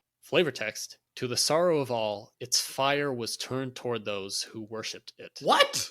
Now, does that sound like life gain to you? It makes no sense. I don't understand it at all. No sense that, like, that should be on Honden of Infinite Rage, which actually says something very similar. To the sorrow of all, its rage became focused on those who once stoked it. Like, basically the same thing, but, like, they couldn't come up with anything sorrowful that involves life gain. And also, why is it called Cleansing Fire? What about gaining life is a cleansing fire? Like, it's totally...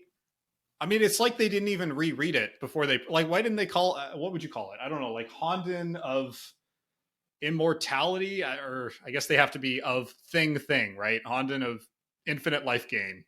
Yeah, all the Honden names and art actually match the Myojin. Holy cow. Corresponding colors. Oh, and that's why they got stuck with it. I see. Exactly. So you've got Honden of Cleansing Fire matched with Myojin of Cleansing Fire. And the Myojin makes sense because it's a board wipe. It's destroying, it's board clear. It's cleansing the board. Obviously, you know, you can have a board clear on Honden. Yeah, you don't want at the beginning of your upkeep destroy a creature for each shrine you control. Destroy all creatures or destroy a creature for each shrine you control. Yeah. So I guess they just went with life gain. I mean, I guess I get the name in that case, but I still feel like they could have found some way to make the flavor text make any sense with the effect. Right. Okay, reeling it back to the Honden itself. So we said we were going to have 3 of the white one in. Do we just want to put 3 of these in to start and we tune the total numbers later? Does that make them too easy? I think we don't know yet, maybe. Yeah, I feel like we go with 3. Okay. All right, so next up we've got Jushi Apprentice. There's another flip card. 1U for a 1/2 human wizard. He has an activated ability, 2U and tap to draw a card. If you have 9 or more cards in hand, flip Jushi Apprentice. And he flips into Tomoya the Revealer, who's a 2/3 wizard, big buff there. With this activated ability, 3UU, tap, target player draws X cards, where X is the number of cards in your hand. This guy was a kind of a struggle for me to rate. Because I feel like his activated ability when he's unflipped, when he's just the apprentice, is like actually pretty good in Kamigawa. Like just having a 3 mana draw a card every turn with how grindy these games could be. Like that seems pretty decent and maybe not as good after you flip it. But yeah, I kind of weirdly felt like flipping him, like, I don't know, you're going to be drawing almost too many cards. It's a lot more mana. Like, I think he might be better unflipped, which, you know, maybe that's fine because you need 9 cards in your hand. So, like, you need the Jushi Apprentice and you need to be at max hand size. And then you need to somehow draw 1 more. So the risk of flipping is low. I felt like he's playable just as an unflipped apprentice and maybe you don't want him to flip. Yeah, I felt like he's the first flip card I've seen where I'm like, yeah, put this guy in, he'll do work. I'd throw him in pretty much any blue deck and feel pretty good about it. You know, like the contrast with, so there was the one white flip card that we discarded instantly, the horrible cleric Kitsune one, Kitsune Mystic. But then there was also Bushi Tenderfoot, who got a lot of love from the audience, but is just, he requires a lot of work to be put into him, and that's not true for Jushi Apprentice. Jushi Apprentice just does the work on his own. You know, he goes well with, like, one of the problems we were seeing with Bushi Tenderfoot is that there's just not that many cards that can really buff him up and, like, put him in a position where he can flip. But Jushi Apprentice, there's a ton of card draw in blue in this set. So he can set it up himself, which Bushi Tenderfoot obviously can't. And there are, just so many cards in blue that can also get you to that flip state if you really want it. It makes me wonder in Saviors, where there's the hand size matters theme, everyone's least favorite theme.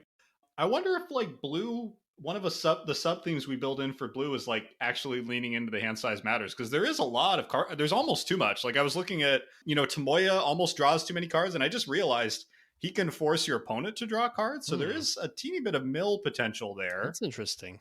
But, the Honden, for example, I just realized now, re-looking at it, it's not an optional trigger. You can draw yourself out and die to it. There is a lot of card draw in blue. Yeah, we'll have to see in Saviors whether there's anything that has enough payoff for the big hand. I'm not sure that there is. Yeah, I'm not sure either. Actually, just going through and looking at all these blue cards, that was something that really struck me is, like, obviously card draw is a big part of Blue's color identity, but there's just so much card draw in Blue, and I just kept thinking, I can draw so many cards, and if they are also blue cards, I don't even want to draw them because they're going to suck so much. Like, what am I looking for with all this card draw? I guess the idea is just I don't know, eventually you bury your opponent in mediocre cards, but you still, if you have 2 things for every one of theirs, you're gonna get a dub. I don't know. How do you feel about the art here? I really dislike it. It's just kind of ugly. Just not, I don't like looking at it. Yeah, I mean, I really feel very little about it. And that's true of most of the flip cards, I feel like just the fact that you're cramming 2 pieces of art into what's already a smaller chunk of the card than in the normal printing. Like there's not that much space to work with, and this is just like, it just looks really muddy, especially the Tomoya side. Like it's hard to tell, like, to make out any features here, and what you can make out isn't really that interesting. So I don't really feel anything about it. Yeah, even then, I think like I don't know. There's a few that are fine. Like I think Bushi Tenderfoot is fine. We're coming up later on Aki Lava Runner, who's hilarious and great because all the Aki are great. I don't know. I think this is one of the weaker pieces. I agree with that. So how many? So I think we both have them at playable. I had 2 copies in, which largely because I feel like we need curve fillers lower in the curve. But I could see 1 or 2. 3 seems like overkill. I don't think we want grinding to be that easy. Yeah, I said 1 just because of how kind of unique it is, and it's a rare. Not that that really matters that much, but. Yeah. I guess we can start with 2 and then cut it to 1 if there's just, depending on how much card draw we end up having in Blue, we'll probably just need to cut some of it across the board at some point. Yeah, I think that, and Blue is also mana intensive. We'll talk about that more in a bit with the Soratami, but Blue is greedy for mana and has plenty of card draw, so you may be right that, I actually kind of want to have 1 of these because I feel like you should work for this guy a little more in the draft. I like 1. Well, he's the apprentice, so he should work for us, but... I feel like in Kamigawa, we're working for them. Oh, it's so true. It's the vassal's duty. Let's move on to Kami of Twisted Reflection. Amazing name. Kami of Twisted Reflection is 1 UU for a 2/2 spirit, and you can sack it to return target creature you control to its owner's hand. Detail there. Reading this card is a roller coaster because it's hard not to compare it to Mana War, right? Mana War classic goes all the way back to Visions in 96. 2U, 2/2. When it ETBs, bounce target creature. That's a classic limited card. It's never OP. It's always good. It's a fun tempo play. And this thing is, all I can think looking at it is that it's not Mana War. Like, you have to sack it, and it can only bounce your own things, and it costs double designated. Like, what were they thinking with this card? Really, everything is wrong with it. Like, maybe if it was 2U instead of 1 UU. Yeah, I mean, even there's not really anything. But like, that'd be better. But it's like there was some concept that they had for this card, and then it was just nerfed into oblivion. And we ended up with this shattered remnant that the art reflects really well. Just a twisted reflection of Mana War. Of Mana War, yeah. Yeah, I did start thinking, is there like a Spiritcraft synergy here that I'm missing? But even then, I don't think like recurring... Well, we've already talked. There's not really ETB triggers in the set much. So bouncing your own thing is not that good. I guess it could kind of save something for removal at the cost of another thing. It could maybe put a Myojin back in your hand once you've used a divinity counter so you can spend 10 more mana on it. And then another spirit could get this guy back to do it again. Yeah, that's as far as I've gotten with that one. What do you have this at? I have it at meh, but I'm not. I may be being too kind. I mean, I just called this an instacut. I guess we need 3 mana 2/2s in an abstract sense. Well, I think we need 3 mana spirits is the other challenge. Yeah. So do we keep this guy? How much competition does this guy have? CMC equals 3. From what I'm seeing in blue, at least, is just from scrolling through, his competition is River, Kaijin, Kira, the Great Glass Spinner later on. Oh, and Callous Deceiver. Oh, well, this makes it look so good. I know. Does he need like to he might have a place. Just because he's a 2/2? So one of the weird things I'm noticing about blue is that it's the arcane color, but it's really not the spirit color. There's relatively few spirit creatures. and they're not very good. And there's some really good mortal creatures, like the Soratami I'm pretty high on, not to spoil things. So it's kind of a funny tension there in blue. And actually, I'm noticing. I don't know how true this is in Betrayers and Saviors, but actually, none of the blue cards have Soul Shift. Oh, you're right. Well, it was it was like a green, black, white ability, wasn't it? Yeah, those sort of like playing with life and death sort of colors. So blue. Oh, cut it. Let's cut him then. If we don't even have Soul Shift in blue, like Yeah, you can't even Soul Shift this guy back if you're pure blue. So not without a lot of work. Do you want to talk about the art? I heard you nod at it earlier. Yeah, boy, Do you not want to, or is it too traumatic? It's grody, but I guess I don't mind that. So the setting is Minamo as always. So you've got waterfalls in the background, some buildings, a 10-story statue that I don't think appears in any other like card. A samurai, so he seems a little out of place. But the kami is in the foreground, and I don't know how to describe it except as sort of a mass of human parts, severed flesh, and legs, and twisted hands, and an eyeball, and half a finger, a jawbone, maybe, or just as gross, like twisted. Kind of imagine a twisted, broken reflection of the human form, I guess, with sort of a crab shell on the bottom. Yeah, it's just gross. Like, super gross. There are several kami like this in the set where it's just like it feels like the goal was to make them kind of as repulsive as possible, and this one really hits the mark. I'm normally fine with that, but yeah, this one takes it a little far. Let's just cut it. I don't want to look at it. I don't want to play with it. Get him gone. Let's cut it. Take us to a slightly more exciting spirit. Yeah, I don't think we're going to cut this one. This is Keiga the Tide Star. 5U for a 5/5 legendary dragon spirit with flying. And when Keiga is put into a graveyard from play, when it dies, gain control of target creature. So this is our second spirit dragon or dragon spirit. A beautiful one, a cool one, fantastic art, powerful ability. Great dragon, definite auto include. I don't know if it's quite the best dragon, but it might be the best one for my money. The ability to take any creature permanently with just no, it's not a control magic, right? You can't remove the effect. Like once Keiga takes your opponent's thing, that's it. You just have it. That is some serious, like, bolted on card advantage. The power here is really extraordinary. And I know that Kokusho, the black dragon spirit, is the most popular one, was the most valuable one for a long time. But I wonder how much of his popularity comes from the power and commander of, each opponent losing 5 life from Kokusho dying. Like Keiga feels just in a one-on-one game, like, especially if you're on turn 6 or later, like chances are you'll get some pretty good value out of this. Yeah, what's the most popular in Cube Cobra? It looks like Kokusho also takes the pip there. So Kokusho's in 2,150 cubes. Keiga's in 1,581. Yosei in 1,187.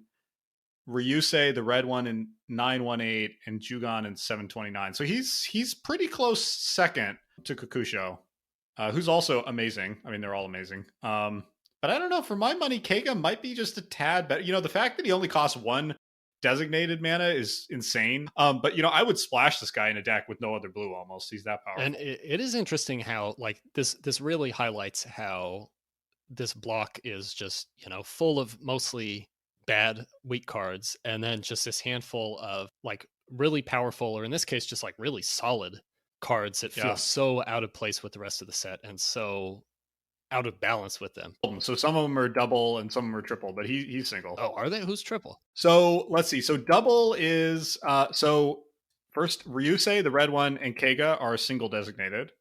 Yosei, the white one, and Kokusho are double designated, and then poor Jugon, the rising star in green, is triple designated. That must be why Jugon doesn't get the love.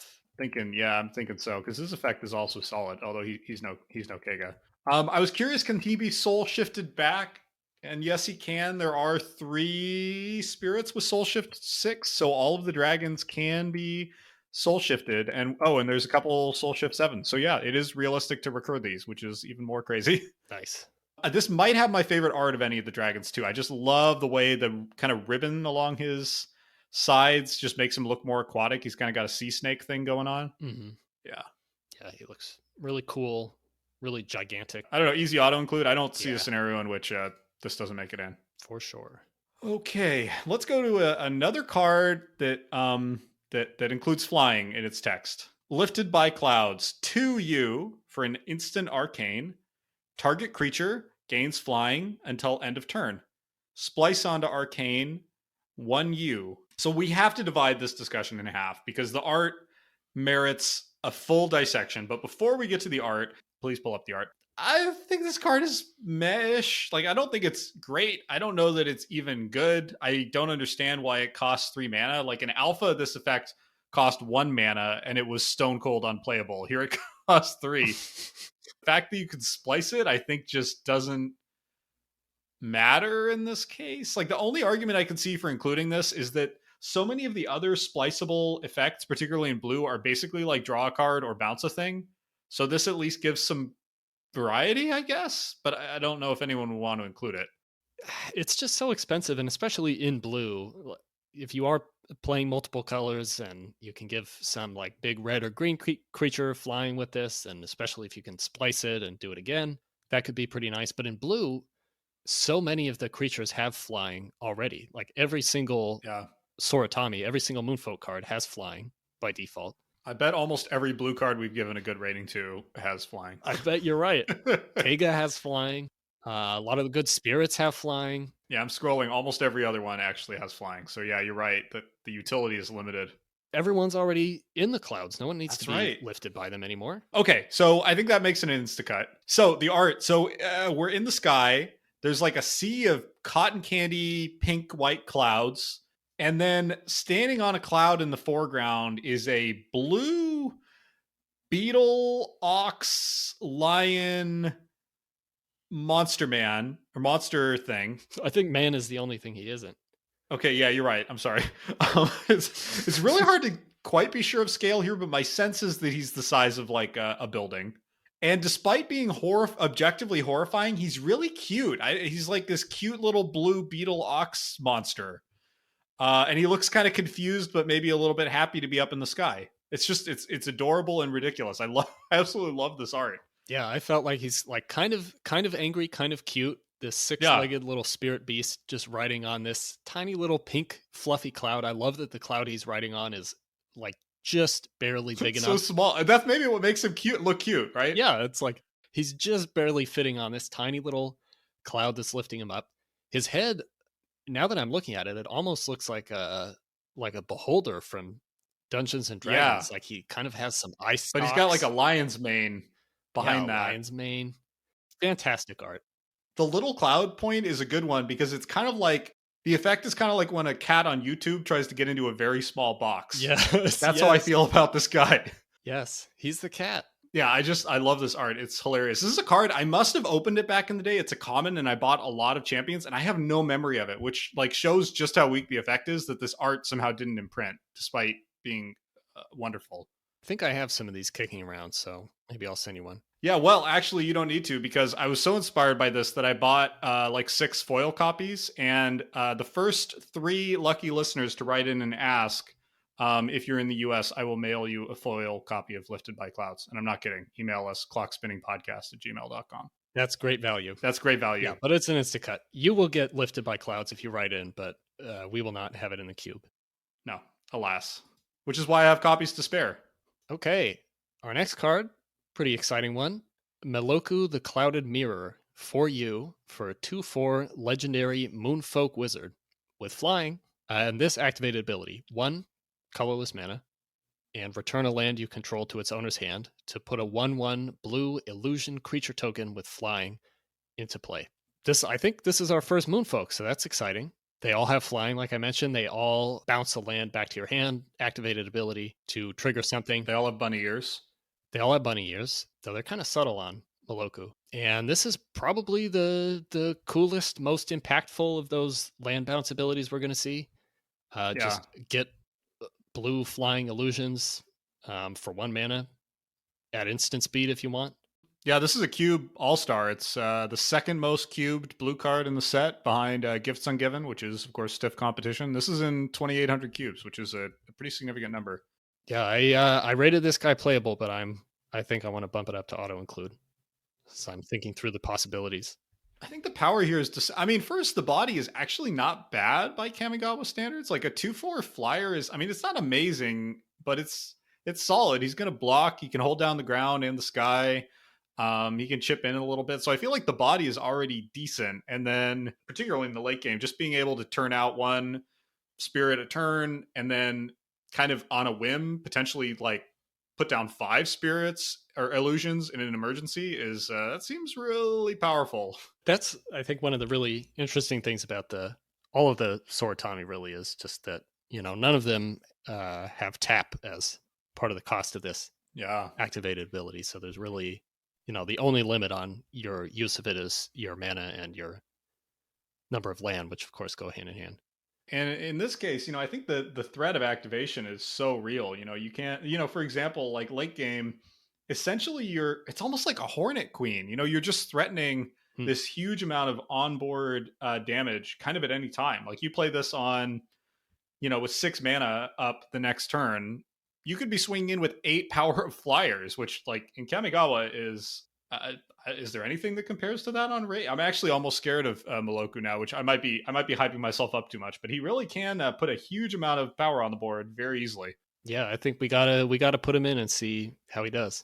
I also really like the art. I love the use of color. It's almost Force of Will-ish in the kind of blues and oranges, but in a subtle way. It's not like Hinder from earlier in the set where it's just too contrasty and too intense. Like there's some really nice, subtle, very dark earth tone almost colors here that I really appreciate. And this background that he's standing in front of, sort of looks like a kind of a mural or a painting. Like it's unclear what exactly he's standing in front of, and it creates this really cool mystical effect. Great card. Easy auto include, I think. Yeah. Great. All right, let's talk about another blue legend, Myojin of Seeing Winds. 7 yes, 10 mana for a 3/3 spirit. He enters with a divinity counter, indestructible as long as he has a divinity counter. And you can remove the divinity counter to draw a card for each permanent you control. So the standard Myojin things, and in this case, drawing a card for each permanent, which includes lands. It's a lot of cards, but boy, howdy, a 10 mana 3/3, almost no matter what's stapled to it, it just hurts. Like just the idea of that hurts. I honestly don't care how many cards you draw off this. A 10 mana 3/3, that is too far, Kamigawa. Yeah. It just hurts me. He doesn't even have flying. It hurts on all the Myojin to me, but it really hurts on the blue one. Like he's blatantly flying in the art, and he's blue. He's for 10 mana he can fly. It's fine. Let him fly. I rated it's an insta-cut because I like no matter how big that payoff is, and it is going to be big if you take that divinity counter off and draw half your deck. But you get a 3/3, and what are you going to do with all those cards? Are you could just flip Jushi Apprentice? Like what's the payoff? Yeah, well, exactly. That's what I was thinking is that normally, like, so I think about the role of Gristlebrand, say, in Vintage Cube. And Gristlebrand is sort of similar, obviously better, but, similar kind of thing of you can basically draw your deck. But the thing about Vintage Cube is you can then go play those cards, right? You have fast mana, you have lots of cheap spells, you have very powerful effects, you have game-ending combos, which just aren't a feature of Kamigawa limited formats. Right. And so I think drawing 10 cards isn't that much better than drawing 5 or even 3 because you're just so gated by the cost of your spells. 10 mana, you're not getting to 10 mana in blue, I think. Like, full stop. There's not ramp in this set. It's just, you. And just the impact of the spells, too, like, even if you have if you're able to play the Myojin, you've got some mana available. The impact of the spells and even of the creatures that you're able to play out of all those cards you've drawn is just, for the most part, going to be pretty low. So even with all of this card draw, this isn't, in a lot of cases, I don't think, going to be like a game-ending play for you to draw all of these cards. They're individually, they're less powerful. From a tempo perspective, your ability to like triple spell, well, I guess if you have 10 mana, maybe it isn't that limited, but like you're not that able to just chain a bunch of things together in subsequent turns, and you're going to have to discard to hand size, almost certainly. Yeah. As well. I rated this a meh as kind of a sop to you because I assumed you had a sentimental desire to see all the Myojin in, but I see you have a lower rating even than meh. Yeah, I said instacut on this. Just a 10 mana 3/3 feels insulting. I agree. I'm insulted. Hold on. I'm not insulted by this art. We should briefly clarify. All these Myojin arts are great. This one is no exception. It's got a real kind of anime like horror feel to me. It feels like something from some kind of ghost hunting manga or something. It's really he really did a good job of, it's still in a Western style. It's still recognizably Kev Walker's style. And yet it somehow looks more Japanese to me than other stuff in the set. I can't quite put my finger on why. Yeah, I get what you're going at. Maybe it's the 3 katanas. Yeah, I like the 3 katanas. Each of those gives him 1 power. You're totally right. Maybe he was originally a 5/5 and then the art came in. They're like, nope, 3/3. I only see 3 swords here. Sorry, Myojin. I'm sorry too. I want them all to be in, but he just can't. He can't make the grade. All right, let's see if this next one makes the grade. We've got Mystic Restraints, 2 UU for an enchantment aura, enchants a creature. You can play Mystic Restraints anytime you can play an instant, so that's just flash. When it comes into play, tap enchanted creature, and enchanted creature doesn't untap during its controller's untap step. So you basically freeze a creature at instant speed for 4 mana, 2 UU. Yeah. And I was just struck by this, like, wow, this is so bad compared to something more modern like Oblivion Ring. Like the flash part is nice here, I guess, but you're paying a lot of mana, not even to exile something for a while, not to get rid of it. You're just tapping it. If it has an activated ability, it can still use that. I guess your opponent can use that self-bounce card, that Kami of Twisted Reflection, to bring it back to their hand and throw off the restraints. But yeah, this is just a hefty price to pay for tapping something down. Completely agree. Normally this effect costs 3 in blue, and I guess having flash takes some of the sting away there. It's a bit of a bummer that, yeah, as you said, it doesn't turn off activated abilities or anything else. Like the classic effects like this, Claustrophobia, Frozen Solid, Charmed Sleep, like there's a bunch of them. They're almost all 3 mana. Although I see even in Ixalan, they printed Castaway's Despair, which is this exact effect without flash for 4 mana. 1 less designated. I'm not saying that makes this good, but this has actually been printed at 4 mana in a surprise, like at least 2 or 3 times besides this. My feeling on this is I think it's pretty poor. As always, blue doesn't get removal, right? So like anything is something you're a little bit grateful for. And I think the flash is nice because blue wants to play at instant speed, right? You've got Gifts Ungiven, you've got counter spells, I guess. You've got the Soratami. So the fact this lets you play at instant speed is nice. There's no other comparable effect, I think, in the set. Like, I think as far as blue removal goes, I think this is it. I don't think there's anything else. You may be right. Maybe we are being too harsh. Maybe blue needs this. I think our thinking here has been unnecessarily restrained. I know, it's not appalling. I had this as a meh 1x. I'm almost ready to be generous and call it a meh 2x because I feel like blue wants some of this kind of tool, particularly because the counter spells in the set are, I think, make this look good. Meh 2x is what I went with, so I guess I'll stick with that. Yeah, I think you get the dub on that one. I'm always looking for the dub every episode. All right, let's go to Part the Veil. 3U for an instant arcane. It's a rare. I don't normally say that, but I will here. Return all creatures you control to their owner's hand. There's a puzzle going on in this set, which is there's all kinds of things that want to return your creatures to your hand, but there's no payoff that I can find in the set. There's not discard synergy. There's not ETB effects. Like, why are so many things letting me return my creatures to my hand? I don't understand it. This is so you can throw all the mystic restraints off of your creatures. You part the veil and free them from the restraints. That would be a good canon play, like good flavor win for sure, since the Mystic Restraint is kind of mortal affiliated. There you go. This doesn't make the grade. I don't see why you'd want to do that. I mean, I guess it can save your creatures from a wrath, sorta, although you still have to recast them all, which isn't great. Yeah, there was a surprising amount of, I wouldn't quite say love for this card on Gatherer, but more like for it than I would have expected. And people seem to just see it as a good way to save your stuff from Wrath. But I mean, think how long it's going to take to get all that back in.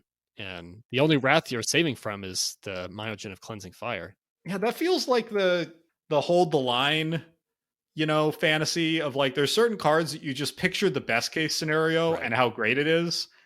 And I think this is another one where, yeah, you can construct scenarios where you look like a genius for holding this card in your deck, but I think most of the time it just sits in your hand and rots for the whole game. Yeah, I mean, I think with Hold the Line, at least if you have a creature on the board, you can do something with it, right? Yeah. This is like what is the situation that you're using this for other than just like a purely reactive hoping to save your guys from a board wipe?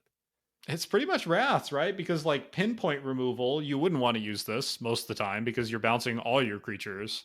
It's not really impressive in combat because it doesn't let you win the combat.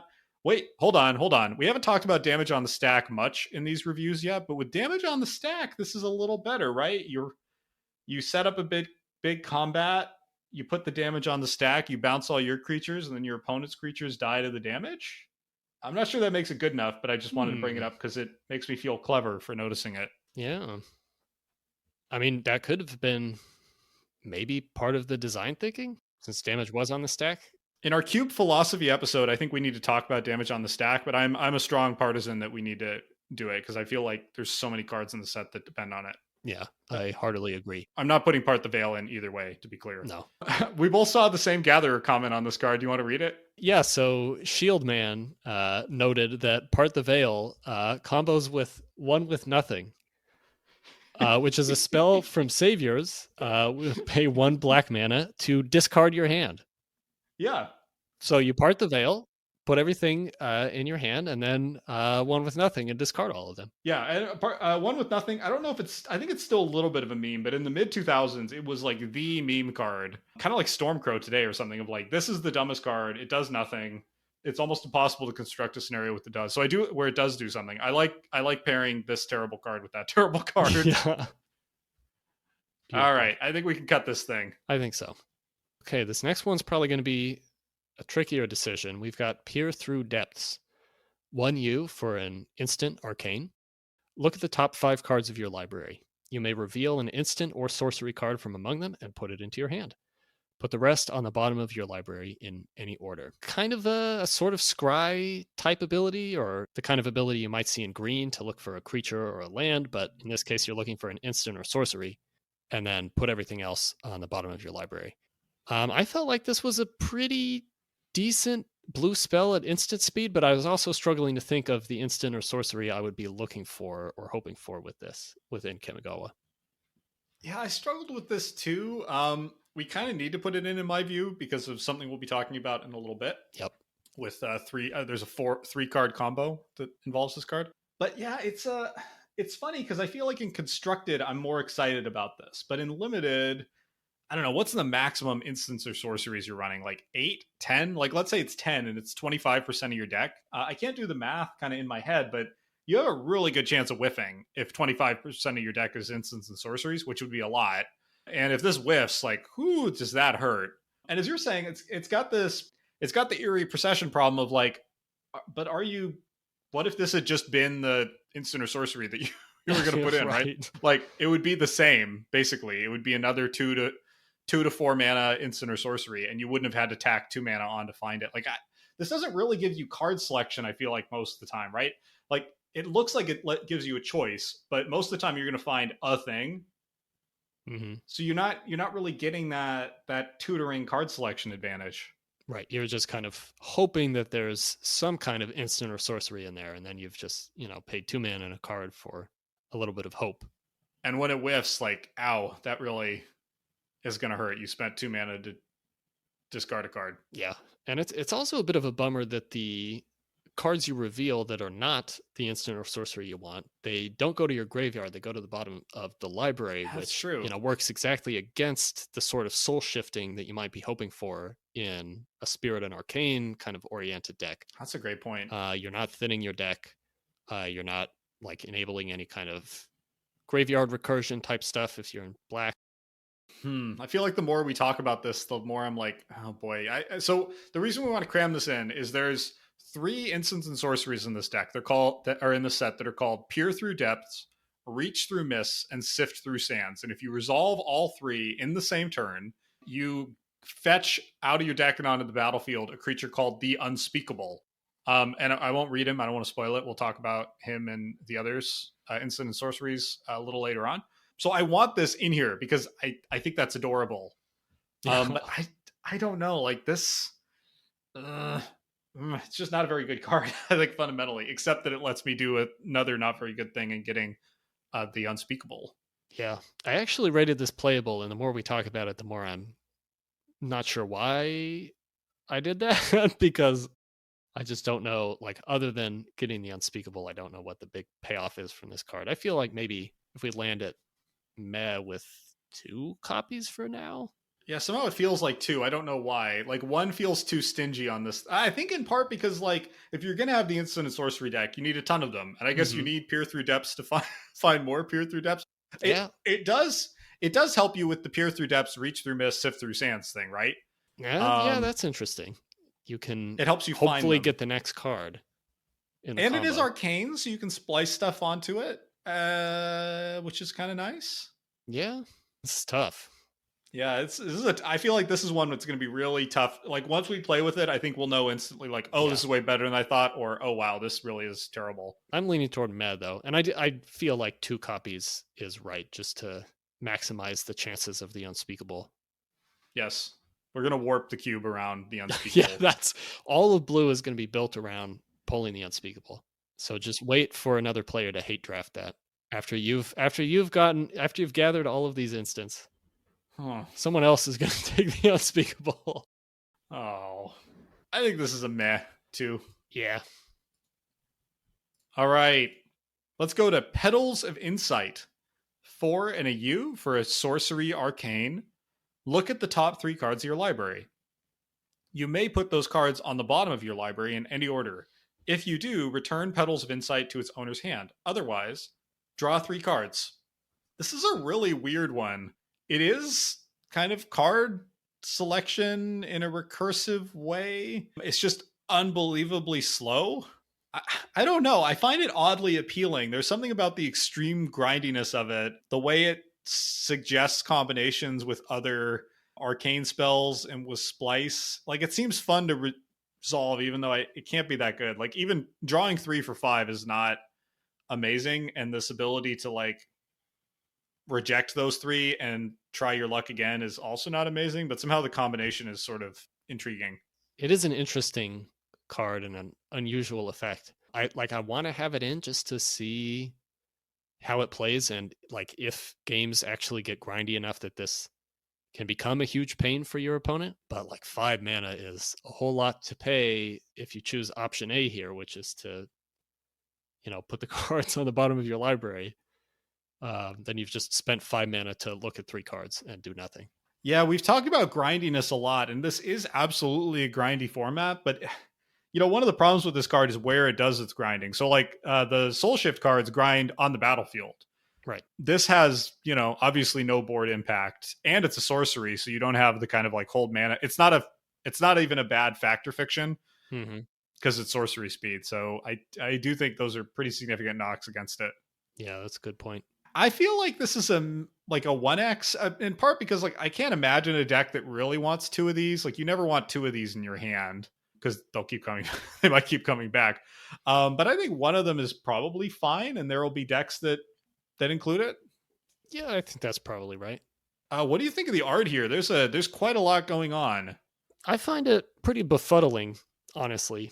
Yeah. So it shows kind of a very blue-looking human holding up some kind of magic, like literally blue, like he's the color blue. Like actually, like his skin is blue, like a Na'vi. He's holding up some kind of magical glyph, He doesn't look like a Navi, but he's holding up this magical glyph or something. And it looks like he's offering it to what must be a kami that I would describe as basically a big crocodile mouth. Not a crocodile mouth. It's just all maw. It's just all maw, all mouth, kind of mixed with a little bit of sliver mixed in there, maybe.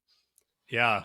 It's pretty horrifying. So my first question is, who's getting the insight here? Is the kami bestowing wisdom on the blue human? Oh, look, he's got the glyphs in his mouth too. Is he ingesting the glyphs from the? Is he ingesting them or is he barfing them out? Is this mortal guy a traitor? Now that I think about it, because this is an arcane spell and it has a freaky spirit, and yet he seems to be colluding with the enemy. I think we got a traitor on our hands here. Oh boy! And now that you pointed out that the maw has glyphs in its maw, it looks like there's 3 of them in total, which would be the 3 cards that this traitor is drawing from the mouth. It's just nothing about this looks like I'm choosing cards from my deck, though. Like, what is it? I put the glyphs into the spirit's mouth. No, he gives I think he gives the glyphs to you. Okay. And then I go, I don't want these. And then he swallows them back up. If you don't like the glyphs. And barfs out new cards for 5 more mana. You give them back along with 5 more mana. And he says, okay, all right. What about these ones? And you say, I'm not really feeling those either. Shove those back up in there. I do like, in the background, there's these kind of like weird 2D dragons that sort of don't fit in. Like they don't have any perspective. They're just kind of sitting there. And they kind of look like something you draw on a cocktail napkin or something if you were, a talented artist. And I really like these dragony things. I think they're fun. Yeah, they're kind of cute. The one at the bottom is really cute. I don't know. One of them? Yeah, I think one of them at meh. This next one, we've got a little bit of a delta between our ratings here. And the art is just wonderful. Distracted. This is Psychic Puppetry, 1U for an instant arcane, tap or untap target permanent, and you can splice it for just 1 blue mana. I may be just tempted by this 1 mana splice cost, which is so low compared to what we've seen on most cards. But I felt like this is playable as kind of a like cheap little combat trick way to, get a big creature in past your opponent or stop an attack you're scared of, maybe.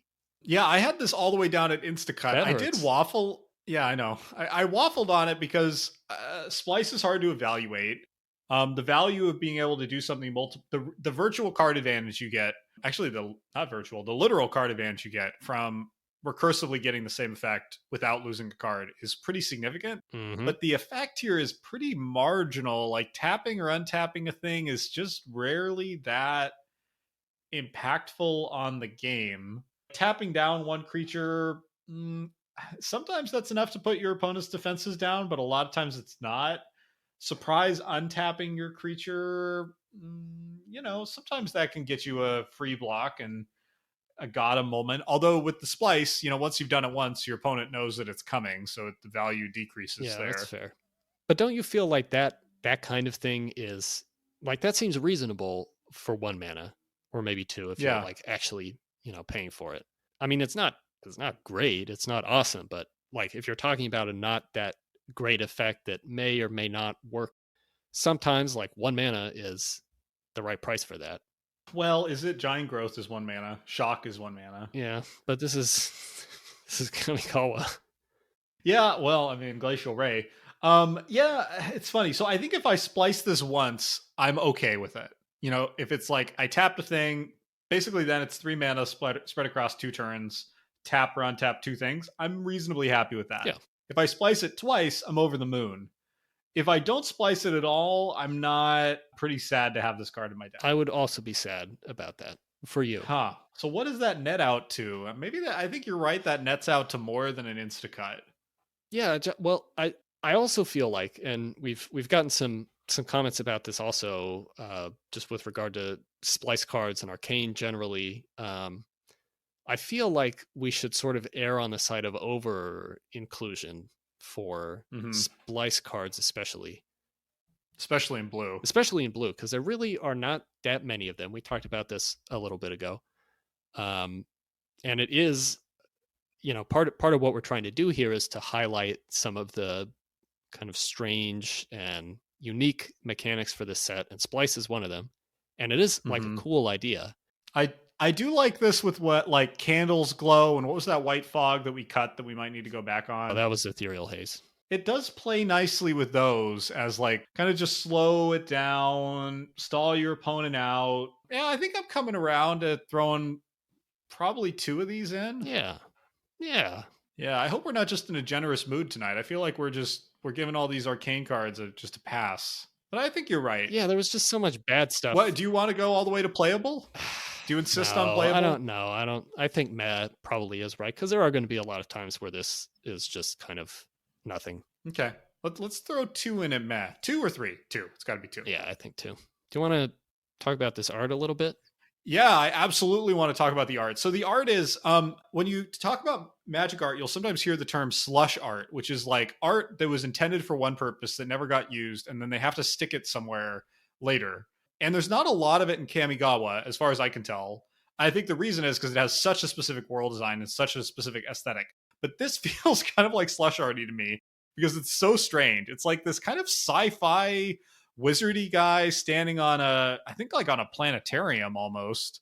And then he's just being engulfed by this blue octopus jelly creature. Honestly, it's got kind of, the whole thing has kind of a Rick and Morty vibe to me. Like, it's kind of like Adventures in Space Gone Wrong is the message I get from this art. Just looking at this card, if you took the arcane and the splice part off of it, I would think it was a Simic card from Ravnica. Like the whole, totally, like the whole vibe of it is just like experiment gone wrong in some Simic lab. Yeah, and the ooze has escaped. It's wrapping its tentacles all around this guy, and it's a little funny, like Ravnica cards. Yeah, it's like kind of comical and weird art for this set. It is weird, but I don't mind it. I think it's fun. I like it. Well, we'll be seeing 2 copies of it. Boom. Okay, let's go to a strange card. Reach Through Mists. So Reach Through Mists is a single U for an instant arcane. Draw a card. So that's it. It's just a blue arcane thing that draws you cards. That's it. I think this is like a playable at a decent number of copies. It's not that it's amazing. It's more just the opportunity cost is so low, and it's a really, really cheap way to glue your arcane spells together, which I think is one of the challenges the arcane deck has is, some of those things are kind of expensive. And the fact that this is just one and it's instant speed and you can sneak it in anywhere and, worst comes to worst, you just cycle it. I think this is really solid. Yeah, I think this is exactly the kind of arcane card that you're hoping for to be able to splice things onto and trigger spirit craft abilities. The card basically just says cycle, that's not a bad thing to be doing. This is like the second of the unspeakable spells. And this card actually has really cool flavor text that sort of hints at the unspeakable, actually in a not very subtle way. So maybe hints is the wrong word, but it says, no one part of the name, obsession begins. No 2 parts, paranoia sets in. No 3 parts, madness descends. No all, and only the kami know what will become of you. Lady Azami said that. But actually, now that I'm reading it out, it's a little confusing because there are only 3 parts to this combo. So madness descends at 3 parts, and then she says no all. But if you have 3 parts, don't you know all? Or is the unspeakable is part 4? Well, isn't it a May? So the last card, Sift Through Sands, that gets the unspeakable. It's a May trigger. So maybe some people step back from the brink after their madness and they don't summon the unspeakable. Maybe. And then hopefully they recover. Yeah, I do think Lady Azami is wrong here because the unspeakable is awesome and I want him on my team, just for the record. Well, it just says only the kami know what will become of you, so we don't know what will happen when you summon that. There's also a great Gatherer comment I found. It's from a user named Usagi Yojimbo. I'm going to read this in sort of a Carnival Barker type voice. So here we go. I'm so ready for this. All right, this is Reach Through Mists. It cantrips. It thins your deck. It's the cheapest arcane card out there. That means it splices too. That's right. All that for just 1 blue mana. Worried about card advantage and board position? Say no more. Yes. Act now and we'll throw in Glacial Ray so you can build your own Electrolyze. But that's not all. Do you love divination but hate tapping out on your own turn? Act now and we'll throw in a free playset of Everminds so you can draw 2 cards the way we used to, after leaving mana open to counter and bounce. But that's not all. In this super special one-time offer, if you commit to the total package, that's the Reach Through Mists and Peer Through Depths and Sift Through Sands, we will not only throw in a free The Unspeakable, but we'll let you cast it directly from your library for no additional mana. Oh my god. You can't get value like that anywhere else, so act now. Oh my gosh. Where do I sign? And that's the pitch for Reach Through Mists. I'm sold. Let's get 3 of them in here. Sold. 3 of them. We'll buy 3. All right. Let's lock it in before someone beats us to it. We have to. Listeners, do not beat us to this card. That's the advantage of being the ones to record it. You know, we can go lock down all the copies of Reach Through Mist. They'll all be gone. All right. This next one, there will probably still be some of these floating around. This is Reweave 5U for an instant arcane. Target permanent's controller sacrifices it. That player reveals cards from the top of his or her library until he or she reveals a card that shares a card type with the sacrifice permanent. The player puts that card into play, then shuffles his or her library. And you can splice onto Arcane for 2 UU. Yeah, it's an interesting effect, right? There's some possibilities here. Mm-hmm. It's very expensive, but you can splice it. I struggled to rate this mostly because there's so little, removal in blue. The cost of this is terrible, and it's not hard removal, but it gives you something. Yeah, it's a really tough one to evaluate. So yeah, it's basically Chaos Warp, and it's repeatable, which is nice. 6 mana is tough. So as removal, I mean, I think even in Kamigawa, 6 mana removal is not great, particularly when a lot of the things you're removing are spirits that could be recurred. Mm-hmm. Or like using this on a dragon, it's not going to feel very good. There's also the suggestion here that you could do it on your own thing and roll the dice on an upgrade, but at 6 mana, I don't think that's really a thing. Yeah. There is one kind of difference, especially if you're trying to use it, if you're trying to reweave your own permanent. Like one key difference between this and Chaos Warp is that, Chaos Warp will just pull out any permanent. Oh, right. Good point. Reweave will replace something with certainty, and it'll be the same type of permanent that you... Yeah, you're right. Like if you use it on an enchantment, actually, it's interesting because like maybe your opponent only has 1 enchantment. Mm-hmm. Maybe they only have 1. Maybe you have 2 enchantments and you really want the other one. Maybe you only have 2 creatures and one of them is River Kaijin and the other is the Unspeakable. There's some possibilities here. Yeah, it's a really tough card to evaluate. I feel like if it was 4 mana, it would be a slam dunk, and I'd be really excited. It's a really tough thing to want to spend 6 mana on, though. Oh, actually, another thing I'm noticing, another difference between this and Chaos Warp is this just, this results in the death of the target.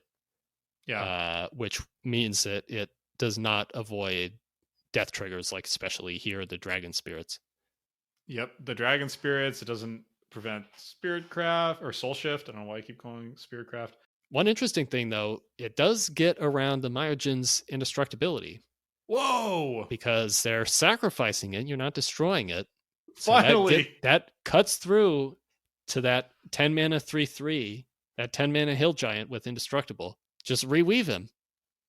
Well, they could just remove the counter in response. Yeah, they could do that. Oh. I want to talk about the art because I feel like it's almost part of the package for it. I'm so on the fence on this card that I almost want to use the art as a tiebreaker, which spoiler would not be very good for this card.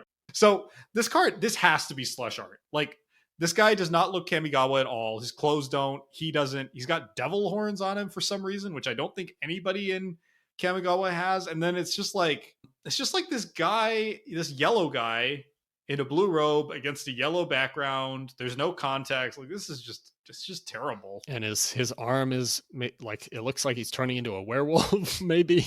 Yeah, he is turning into a werewolf, which again, there's no werewolves in Kamigawa. Those come later. Totally think this is just some weird slush art. It looks like maybe something left over from Onslaught. Oh, it does, because he's so bulgy. Yeah, he's so veiny and well. Do we want this in?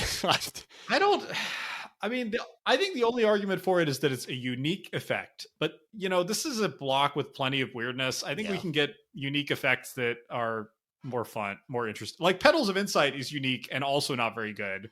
But I like Petals of Insight more. And it's arcane. And it's arcane. This is arcane. Oh, this is arcane too. All right. Well, let's just I'm tired of talking about it. Let's get rid of this. Yeah. Let's abandon our analysis. Let's just cut it. Let's move on. All right, let's talk about everybody's iconic favorite from Champions of Kamigawa, River Kaijin. 2 and a U for a 1/4 spirit. That's it. We're done. I want to go to bat for the River Kaijin. Step up. Thank you. He is a totally vanilla, boring creature. And I think that's fine. Like, this era of Magic is full of vanilla creatures. Not every card needs a bunch of abilities and a bunch of sneaky stuff he can do with activated and triggers and all this stuff. He's just there. He's got a big butt. He'll lock it down. He'll let you stall for enough time to go do your sneaky stuff you're going to finish the game with. It's just an honest guy with some crazy art. I like him. That was a very passionate plea for the River Kaijin. I respect it. He's been good to me. He's a close personal friend, and he gets a lot that he doesn't deserve. I mean, he looks like he'd be anybody's friend. You want to describe him a little bit? I wrote down a description actually in advance for this because I knew I would struggle. You just wrote friend to all. Yeah, friend to all. Okay, so he's a friend to all, and as we all know, some of our closest friends look like an orc from an early Warcraft game, crossed with a centipede, crossed with a fish, with a really long tail and tentacles all over. That's him. And floating corals around his body. Yeah, that sounds like most of my friends. Sounds like, yeah. I mean, that's kind of what you and I have in, as brothers. Sums it up. That's how people know. They know us by our you look just tentacles. like your brother. You have the same long. You have the same 40-foot long body with a distended orc face, green skin, and kind of tusk-like mouth. I still don't know how they do it. How do they know? Yeah, I like the Kaijin. I think he's got a place. Yeah, I think he's fine. I think 2 of them belong in the cube. I think it's totally a glue card that we dial up and down, depending just how many, big butt 3-drops we need in blue. Yeah. But I'm not dialing him down below 1. Okay. All right. Thanks. 2 of them. Thanks for letting me include him. Okay, our final piece of the unspeakable combo, Sift Through Sands. 1 UU for an instant arcane. Draw 2 cards, then discard a card. And here's what you've all been waiting for. If you played a spell named Peer Through Depths and a spell named Reach Through Mists this turn, you may search your library for a card named The Unspeakable, put it into play, then shuffle your library. Whoa. Well, first, I wish we'd thought of calling it the Unspeakable combo when we started reviewing these, because that's awesome. That would have streamlined things a little bit. So there's 2 bits here, right? One is the Unspeakable combo thing we keep nodding at, and I want to keep punting. The other is the effect, and the effect is, it's not impressive. So you compare it to Chart a Course, which is 1 in a U, sorcery, draw 2, discard. Unless you attacked, then you don't have to discard. And it's hard to come away feeling too great about Sifting Through Sands when it costs 1 more mana, and you always have to discard. But it's an instant, so that's kind of nice. I'm just kind of noticing now that, all 3 of these unspeakable cards have to do with, some form of card draw, or at least digging through your deck, which is kind of cool with, the flavor of it that you're, or I guess you're a spirit digging through all the sands and mists and everything, hunting for the unspeakable so you can summon him. Yeah, who is the protagonist in this art? So are the spirits, I guess, are trying to summon the unspeakable, right? Because in all 3 of these, it's which is interesting, because I feel like in a lot of other cards, the spirits are depicted more like a kind of mindless force to me, like a force of nature and kind of animalistic thing. Mm-hmm. I don't know. There's not too many other cards that suggest kind of agency in the way that these 3 do for the spirits. And these ones are a little more, like the spirits in all 3 of the cards are a little bit more humanoid. Yeah, they got arms anyway. Yeah. And they're holding things, or they're clearly they're searching for things. Yeah. The spirit in Reach Through Mists looks like maybe he's wearing pants. So that's pretty human. That's very human. Yeah, animals don't, famously don't wear pants. No, most of them don't. Something I find kind of funny in this about the art for these. So they all have the spirits are all seeking these kind of green glyphs in all three of them. Hmm. And what's odd to me about that is if I jump ahead to the Unspeakable and look at his art, there are no glyphs. That's that those glyphs are not paid off in the final art. And I find that a little disappointing. Now, I was kind of thinking the Unspeakable has kind of what looks like either a big tattoo or a giant gash in his chest. No, it's definitely a tattoo. Yeah, he's got the sweet ink that kind of looks like one of the glyphs. So maybe that's the connection. But I noticed that the Unspeakable, the artist who painted the Unspeakable, is different from the artist who did all three of the combo cards. Oh, are these all by Anthony S. Waters? They're all by Anthony S. Waters, and then the Unspeakable is done by someone else. Well, that's another puzzle, isn't it? Yeah, so that's a little strange. It's almost like they had this idea of these cards that would combo together, and they're like, oh, we should have one artist do all of those, and then they got to the Unspeakable and they didn't have the right art from Anthony S. Waters for the Unspeakable. And let me offer you a different theory on that, because I think I can explain it. All right. Which is they thought about Lady Azami's counsel that you can know up to 3 parts before you'll hit the point where only the kami will know what will become of you. So I think they were trying to protect Anthony S. Waters, who was already monkeying with a lot of eldritch power with these blue card draw spells. They're trying to protect him from the effect. Well, it's well known that he descended into madness after painting Sift Through Sands. Did he ever paint anything after this?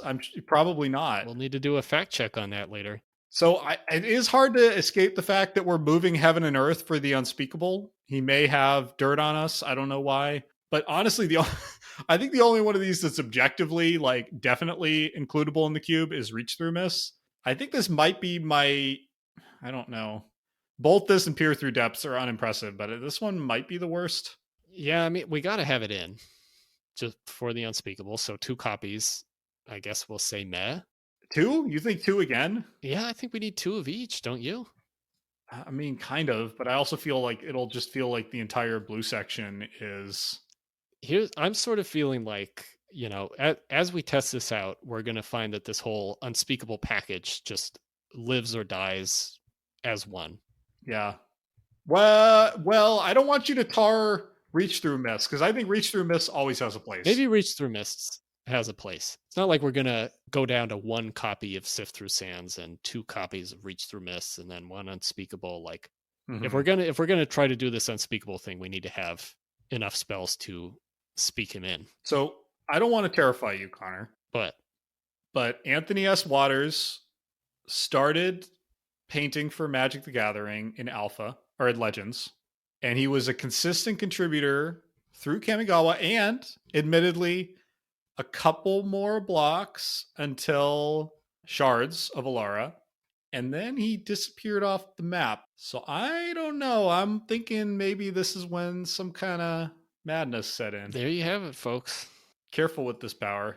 Sure, we can include 2 of these at math. Yeah. One last thing before we move on from Sift Through Sands. It's interesting that this has to be the last spell that you play. It has to be. Yeah, that's brutal, isn't it? The other 2 in any order, and then Sift Through Sands is the only one that triggers the combo. So this needs to be the last one. This essentially lets you fetch the Unspeakable for 6 mana instead of the 9 mana that he costs later, and of course pull him out of your library. Yeah, and I see from a templating perspective why it has to work that way, but it is kind of like it's already kind of a difficult, ungainly thing. Mm-hmm. So having that additional conditionality on it's rough. Yeah. All right, let's talk about Sire of the Storm. 4 UU for a 3/3 spirit, flying, and whenever you play a spirit or arcane spell, you may draw a card. Yeah, I think this guy's really solid. Like a 6 mana 3/3, even if flying is not amazing, but that trigger is the real deal with all these arcane spells. You do this while summoning the Unspeakable, you're going to be drawing 3 cards along with the Unspeakable's incredible power. Mm-hmm. Yeah, I think this card is really solid. Yeah, I've felt really through all the cards so far, but especially blue, that all of these arcane spells have just been crying out for someone to lead them, and Sire of the Storm is answering that call. Yes. Like this is the spirit or arcane, the spirit craft trigger that we've been waiting for. Just draw a card. Yeah, it's interesting because I think in a modern Magic set, we would see a lot of whenever you do the thing the set is about types of things, and you don't actually have that many in this block. It's not that there's none, but there's not a lot, and this is probably the best of those generic Spirit or Arcane triggers. Yeah, that's interesting. Like that is supposed to be one of the central mechanics of the set, the spirit craft idea, but there really aren't that many spirits that have it. I don't want to fact check us and make us look foolish in front of our audience, but I just double checked because I was going to make a point of how few there are, and there's actually 49. But you know what? I'm going to say this is probably among the best. This is probably one of the best of them. We'll just cut that out. We'll fix it in post. Yeah. I do genuinely, I think this card's pretty solid. I had it at a 1x because I feel like A, it's a 6 mana thing. Yeah. And B, I think if you're trying to get into this deck, you should have to work for Sire of the Storm. So I don't really want more than one of them in. Yeah, I think that makes sense. What do you think of the art here? I appreciate it on a technical level, but I find it a little bit queasy making with all of the. There's a lot of cards in Kamigawa that have many mouths, and this one is no exception. And it's in this case, it's grossing me out for some reason. I actually really like this art. Wow. The Kami featured here, the Sire, is kind of silly looking because he kind of looks like a big good luck derpy anglerfish, maybe. Uh-huh. At least from like the top of his head and his general shape. Yeah. But then the rest of him is like this sort of pulsating mass, like a human mask face kind of protruding out from under this upper jaw, and just all kinds of weird dragonfly wings, like scroll for tail. Gotta have those.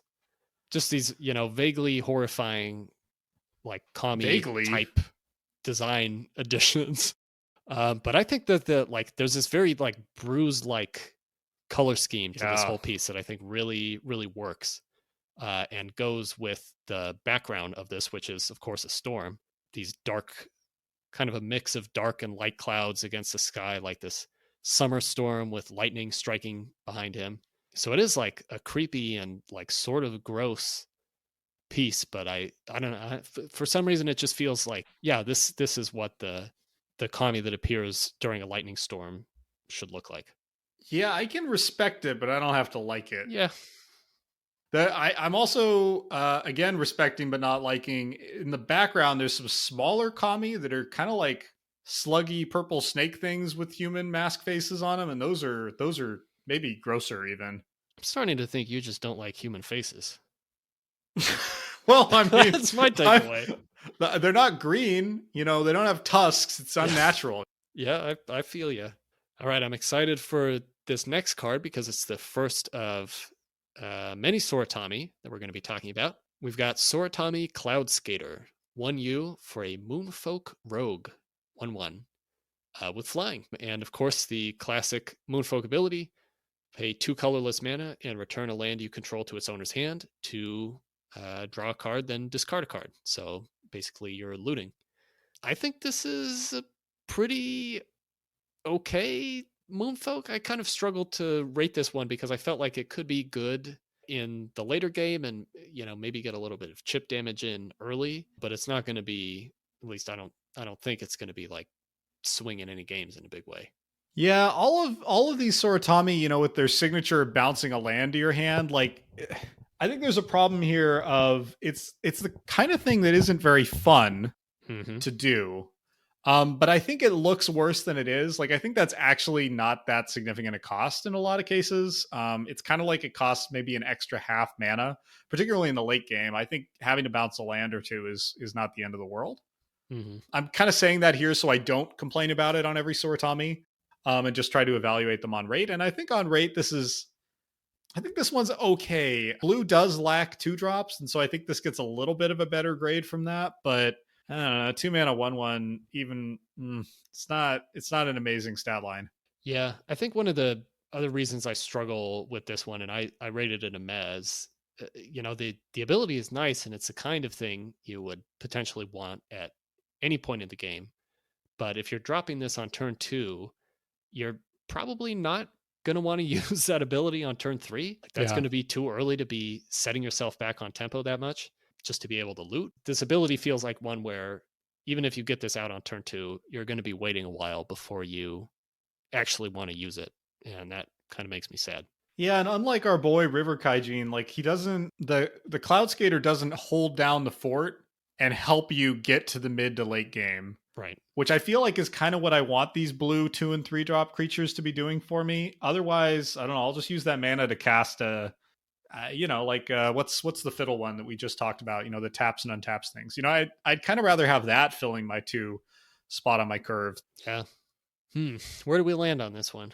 I started on playable, but I'm increasingly unconvinced that I want to include this. I think we're just going to have better options. I kind of want to just cut it. Okay.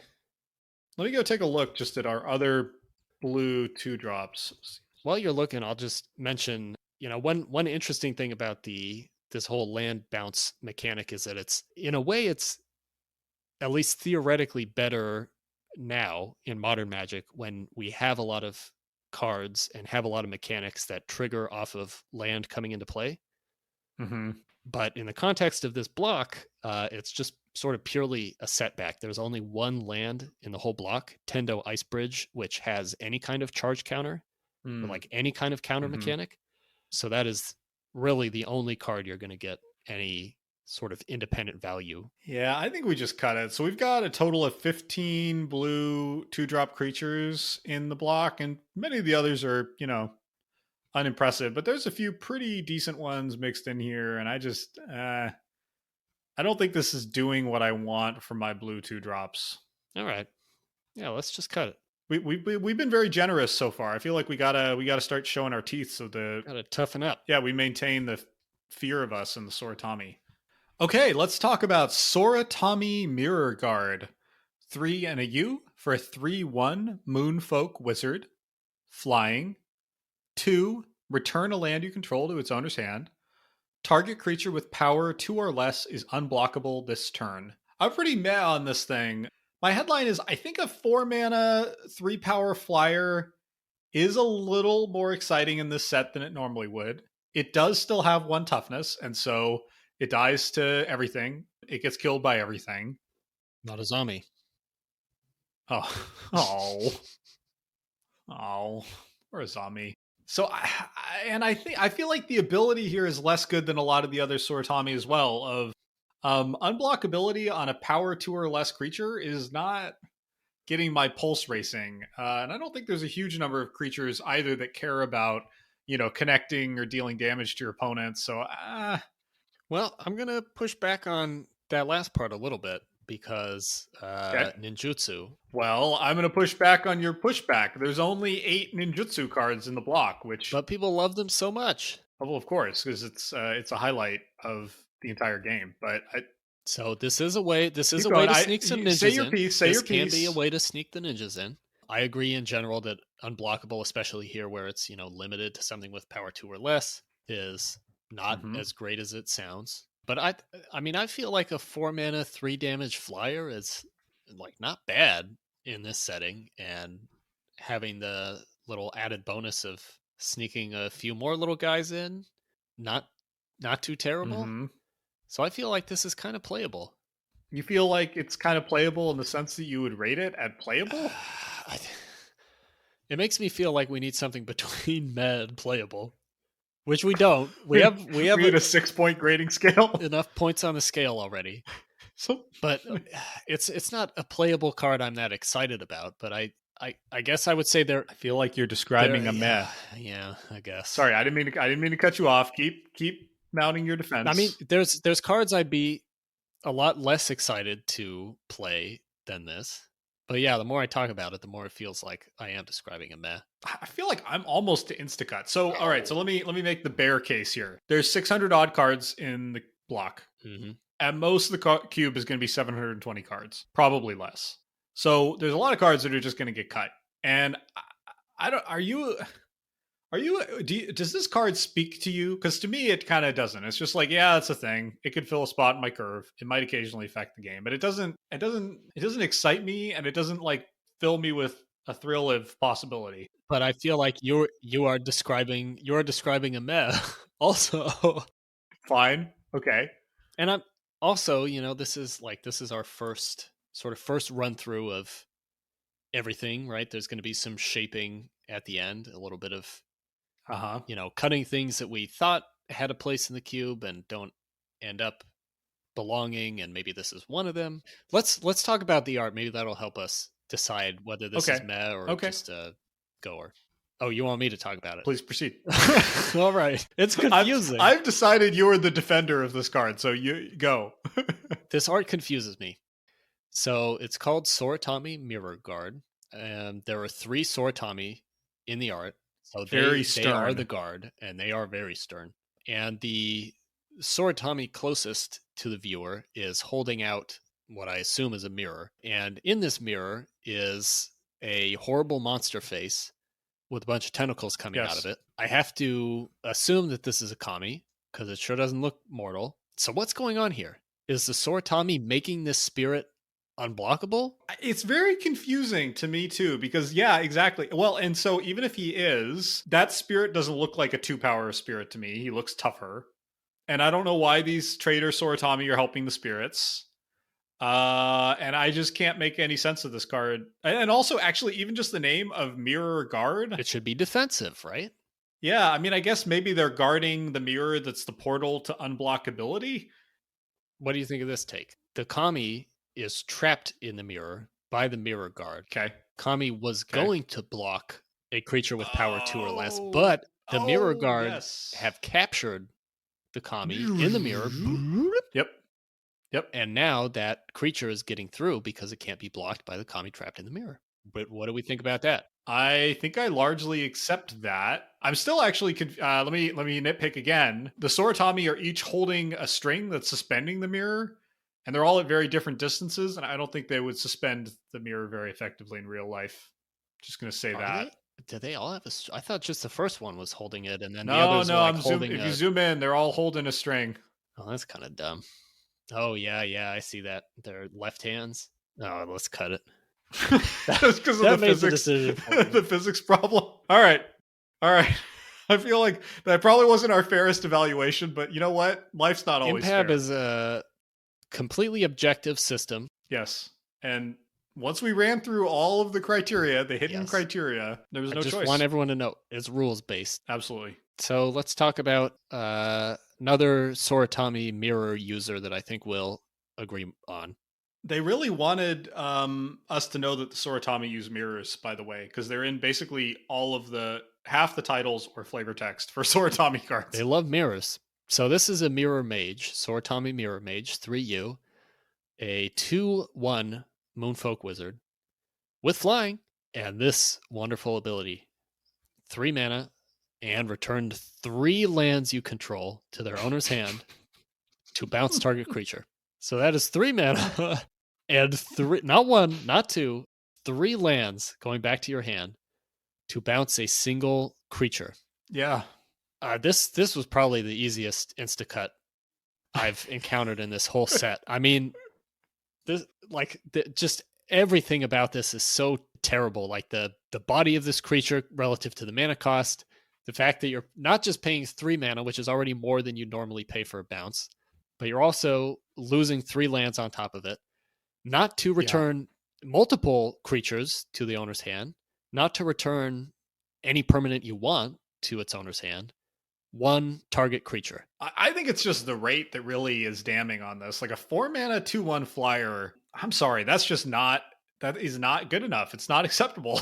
It's not okay. It dies to everything. It doesn't pressure your opponent. You know that the Mirror-Guard was harder, right? Because 3 power is actually meaningful. It's a clock. It can really, if your opponent doesn't have an answer and they don't have any flyers, that's a scary card. And the Mirror-Mage isn't. That's a 10-turn clock. Nobody's that scared of the Soratami Mirror-Mage coming down on 4 and then setting you back 3 turns of tempo to bounce 1 thing. Yeah, I almost wonder if it was bounce 2 lands or something at some point in development, and then that was just a little, because I can see if this was cheaper, it's a pretty frustrating effect. Yeah. But I don't know. That's just too high a cost. Yeah, it's one of those weird cards where, it feels like maybe this was a different card at some point, and then it's just safe. it wasn't tested, so they went super safe on the costing. Yeah, something like that. Or they did test it, and whatever they tested before was not working or was too strong, and they just came up with this instead. Just weird. Yeah, I can see that. I also want to point out that Jace, at one point in his career, was a mirror mage. He was Oh. Jace Mirror Mage. Who taught who? Well, that's a great question. Let's dig in on that. So, I mean, Kamigawa canonically takes place several thousand years before the rest of Magic's timeline. So I think Jace learned his powers and everything he knows from studying the books written by this mirror mage. I think that checks out. Okay, somebody go update the M2G wiki with that information. And update our cube that we've cut this card, because this card's not getting in. Let's talk about another Soratami. Soratami Rainshaper. 2 and a U for 2/1 Moonfolk Wizard. Flying. 3, return a land you control to its owner's hand. Target creature you control can't be the target of spells or abilities this turn. So 3 mana, pay 3 and bounce a land to give something Shroud. I'm actually really excited about this card. I see you have it down at mana. I have it as a playable, and I'm genuinely excited. I feel like a 3 mana 2/1 is pretty on flying, is actually an okay rate. In a way, 4 mana is unacceptable. 3 mana is decent. It's like a gray ogre-y thing that flies. And I think the ability is super relevant. In the late game, this basically says all of your opponent's removal is blank, because the cost is cheap enough for just 3 mana. And only returning a single land, that you can basically just say your opponent does not get to mess with any of your permanents or any of your creatures. And I think that's a pretty significant late game ability, as well as a decent-ish early game body. Yeah, that's fair. I think the one toughness is what's turning me off. Like the Rainshaper herself is not that hard to get rid of, and is a little bit hard to keep around until that late game, unless you don't play her until the late game. These Soratami are frail, aren't they? They're very frail people. They are. They're just studying and looking in the mirror all day. They're not like hitting the gym all the time. Yeah, no, they are all very kind of slender and sort of waifish. I mean, this Rainshaper's neck looks to be like maybe 1.5 inches thick, so that would lead to some fragility. Now I'm kind of putting my foot in my mouth here, because I was standing up a little bit for the 1 toughness Mirror-Guard. I mean, I like this ability better than the Mirror. Admittedly, it's 1 more mana, but I feel like this is Shroud a much more relevant Shroud is ability good than the Mirror-Guard. I'll agree with that. I really like the art here. While I'm trying to tempt you up in ratings, I think the art's really just striking. It's not anything super notable. It's just a really solidly executed piece of fantasy art. It tells a nice story. It's got some dynamism to it. It's got a kind of great varied use of color. It's just a really cool piece. I feel like it does a really good job of capturing this stylized image of the Soratami with this huge flowing hair and these sort of rabbit ears, and as you mentioned, the super thin neck. Like just a very, very dynamic kind of piece, and like represents the Soratami very well. Yeah, this is not the artist here is Itoku, who's not an artist I've noticed before. It looks like they only did 26 pieces for Magic, but they've done some really nice ones. They did Keiga, the Tide Star, which we were cooing over earlier. They've done Goryo's Vengeance. Molten Disaster is a great piece. So relatively small portfolio, but a lot of really cool pieces. Yeah, I actually looked into Itoku a little bit, because I think this is the only Japanese artist represented in this Japanese themed block. Really?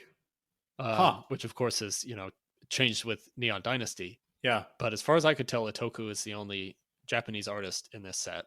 Like you mentioned, they did Azami and Keiga, and I think there's maybe one more coming up. But I found Itoku's Twitter account, and there's some art from other card games, and a lot of it's much more kind of anime looking, and but a lot of his or their pieces are very like dynamic and really cool looking stuff like this. Yeah, it's interesting you say about kind of more anime looking, because you don't see it. You see it maybe a teeny bit in this art. You really see it in Azami Lady of Scrolls, which Itoku also did, and that is as close as you get to kind of an anime looking character in the original Kamigawa block. Yeah. And it looks like of their 26 pieces, 12 of them were in Kamigawa, so very much concentrated in the set. There you go. So where do you want to land on the Rainshaper? So I have him at 2x, just because I think it's a really solid 3-drop. Does that feel too generous to you? No, I don't think so. I think 2 is probably right at this cost. All right, and playable. Can I call Yeah, call we it can do playable? Are you still smarting over the mirror No, guard? I'm over that.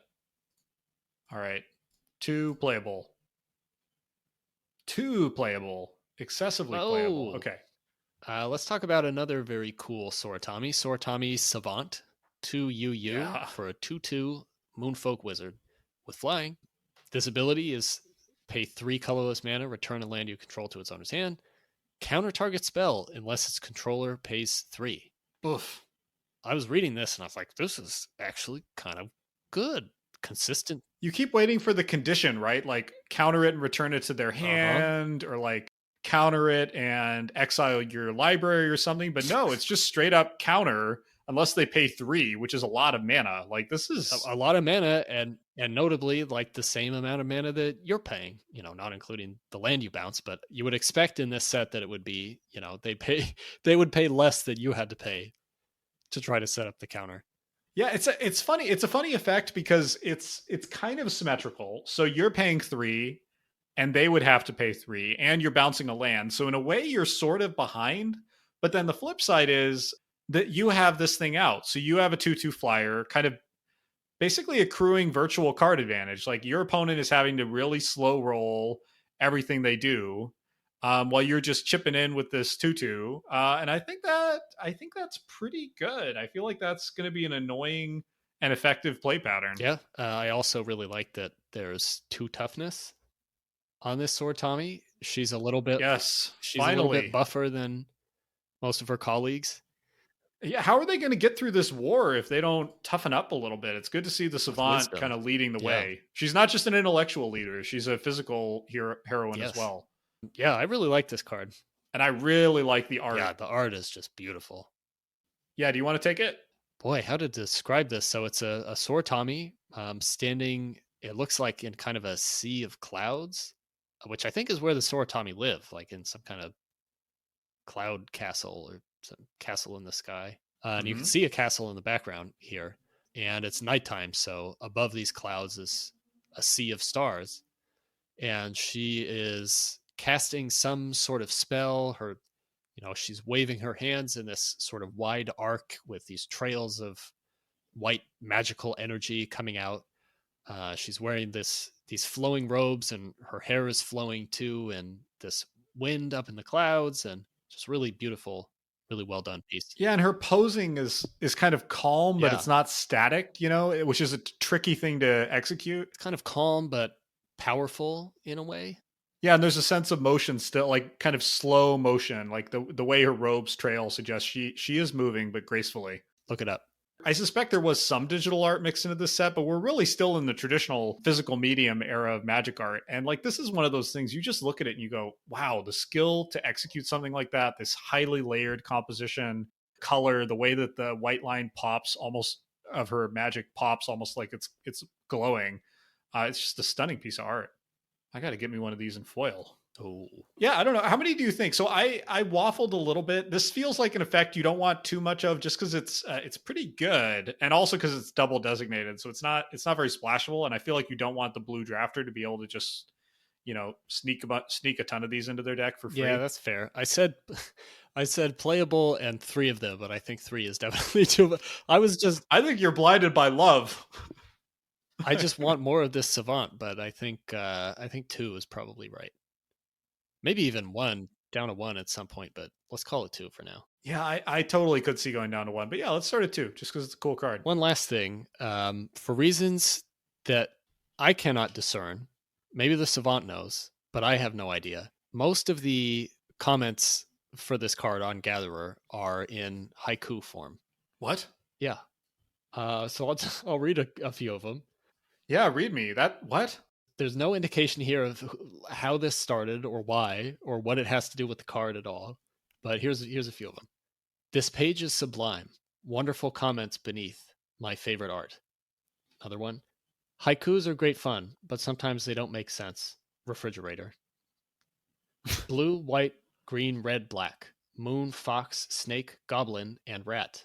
Magic, gathering. That's a good one. Oh, wow. That's a good one. That is awesome. rather- If anyone knows why these are haiku, let us know. That's what a great discovery. That's awesome, Connor. Yeah, one more. A rather fun card, probably the best Moonfolk other than Legends. Wow. You should have led with that. We didn't even need to review this thing. Well, I just want to leave everyone with that. Okay, let's move on to the final Soratami, Soratami Seer.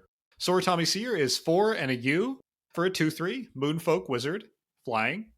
4, return 2 lands you control to their owner's hand, discard your hand, then draw that many cards. I am really high on this card. I think this card is very solid. I think it's in the late game kind of exactly where you want to be. I see you have a different rating. Where do you have Soratami Seer? So I missed a step here, so I think it's better than I thought. I said Instacut, and my thoughts were, so this is a 5 mana 2/3 with a 4 mana activated ability, which also sets your tempo back by 2 turns for 0 card advantage. But I got that 0 card advantage part kind of wrong, because when you use this ability, you're putting the lands back in your hand, and then those become part of the hand you discard and then redraw. Yeah. So you're sort of getting card advantage of 2 there. Yeah, please join me in my fantasy scenario here. So maybe no, hold on. I want to construct a scenario. Lay it on me. Scene. It's turn 8. You and your opponent are stalled out together on board. You both got 1 card in hand. Yours is a land. You suspect your opponent's holding a land. You got 6 lands in play. Okay, now you activate the Soratami Seer at the end of their end step. So you drop down to 4 lands, bounce 2 lands to your hand, you discard your hand. So you've discarded 3 lands, and you draw 3 cards. Next turn, you drop a land. You're back up to 5. You've got 4 cards in your hand. Your opponent has 1. I feel like I'm pretty happy with that exchange, especially because I can do it again in a couple of turns. Like, I just feel like this is some serious inevitability, like all packaged up in one humble looking wizard. Yeah. I mean, I'd be pretty happy with that too. Yeah, if you just walk into my dream scenario, this guy's great. Well, this guy's pretty good. Yeah, this is pretty okay. Yeah, I don't know. I think again, it's just the cost to body ratio here. Yeah, I know he suffers pretty hard on that. But I will say that like 3 toughness is going to be enough to get him through quite a few scuffs with other creatures in this block. He blocks, I think, every other Soratami except the 3-power one we cut. Yeah, and one that we're going to talk about in a little bit. Right. But yeah, he blocks all right. Like, flyers are not generally that large in this set. Okay, I think we can play around with 1 copy. 1 copy. Yeah, I mean, I don't think you'd ever want more than 1, honestly. It's too expensive. There's not a deck that I think really... Like, you don't want 2 of these in play. Mm-mm. It's just not something you can take advantage of, really. Okay. I will draft him every time and prove to you that he's right. great. I'll look forward to that. Next, we've got Squelch, which is going to make you pretty sad when you play that Soratami Seer. Oh, no. Squelch is 1U, instant, counter target activated ability, and draw a card. So I really want to have this in, not only because it would be so painful to have this played against a Soratami activated ability. It would really, really hurt. Oh, wow. But it seems like not that bad. Like, there's quite a few cards that have activated abilities that this could counter. Yeah, I looked. There's 198. Okay, so 10 of those at least are mana abilities, so it's like 180 maybe. And then 5 of them are the Deceivers, which we don't want to talk about. So there's like 175, let's say. That's a pretty significant chunk of the block, actually, that have activated abilities. And a lot of them are things that are pretty good to counter. Like the Soratami, I hadn't thought of that, but yeah, that's rough. There's 35 creatures that sacrifice themselves. That's brutal to get your sack ability countered with this. This can counter ninjutsu. That's also brutal. They bounce to creature and then nothing happens. It's great against the Myojin, or hilarious against the Myojin. Like, I think this is... I could still totally see it being actually terrible, but I have I feel like there's a chance it's actually kind of adequate as a thing to throw one of in your deck. Yeah, I think so. I think it'd be a fun one to see if it works. And the art is just also a lot I of love fun. the art. Is this our first Aki? I think so. This is the first Aki we've seen. You want to talk about the Aki? Because they're weird. Well, what is an Aki? Aki are the goblins of Kamigawa.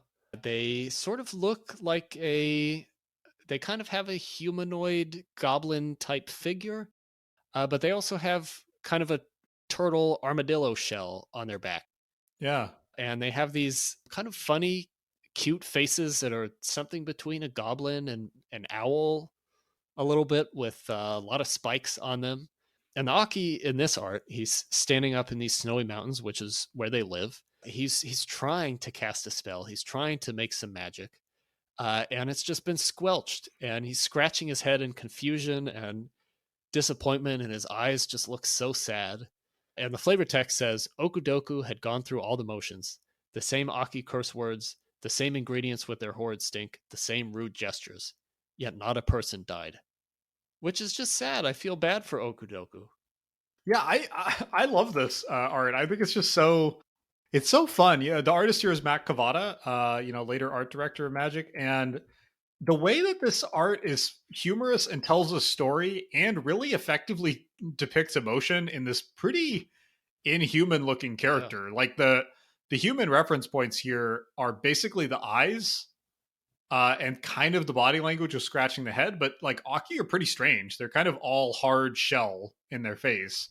And yet somehow there's a ton of emotion coming through, and he just looks, it's just funny. It's just funny to look at. Funny, and you feel for him, even though he's tried to kill people. You feel for him. Yeah, exactly. You're like, oh, this spell didn't work. Oh, Okudoku. Yeah, that's not fair. Yeah, I think we trial it. I think there's a chance it's just no good, but I think it's like a meh. And I mean, it does cycle, Yeah, that's true. Well, kind of. Yeah, I mean, you got to have an activated ability to counter, but it doesn't, because it has to have a target. But yeah, you could counter a marginal activated ability and cycle, and that's okay. That's fine. Yeah, one interesting thing that some people pointed out about Squelch is that it is maybe better now than it was when it was printed, or almost certainly better because of Planeswalkers. Oh, sure. Because they're just all activated ability. All right. Let's stick one in. One copy at meh. Let's go to Student of Elements. This is a flip card. Student of Elements, 1 and a U for a 1/1 human wizard. When it has flying, flip it. And it flips into Tobita, Master of Winds, who's a 3/3 human wizard, and who says creatures you control have flying.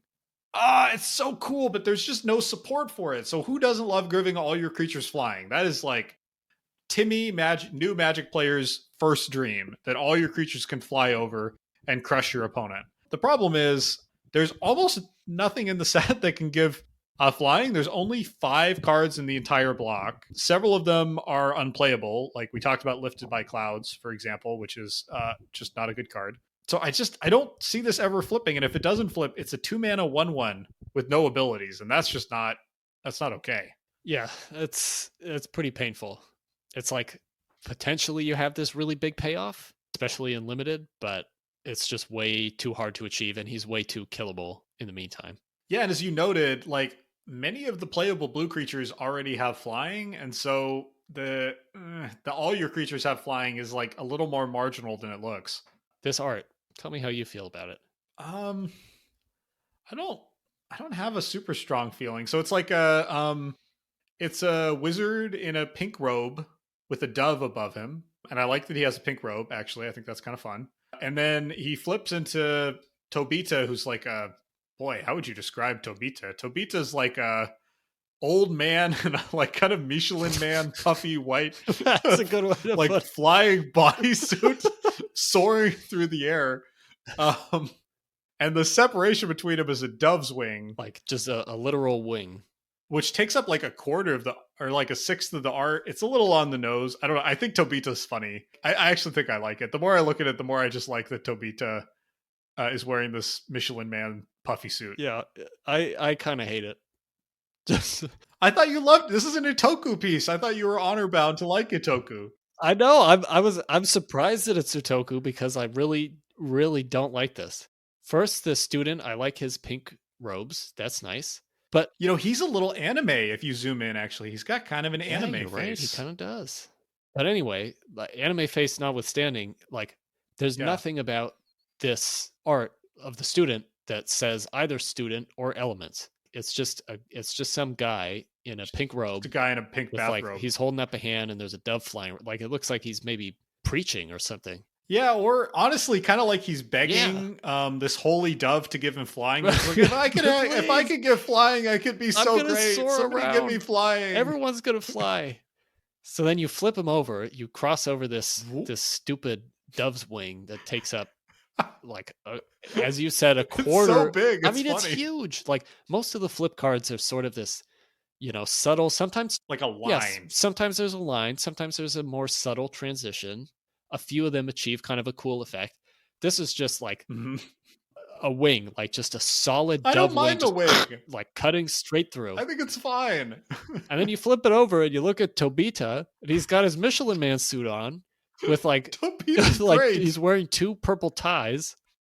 And like he's falling down a well or like in a wind tunnel or something, just like getting blasted with this wind because he's the master of them now. Why is he so puffy? Like, is that because is it that thing where like wind has gotten inside his clothes? Yeah, it's like it's like on a windy day. If you maybe like it's really windy, you lift up the bottom of your puffy jacket, and then the wind blows in there. And it puffs up. That's what he's doing here. Is he really a master of wind if he hasn't learned how to keep wind out of his clothes? He must be so cold. So unaerodynamic.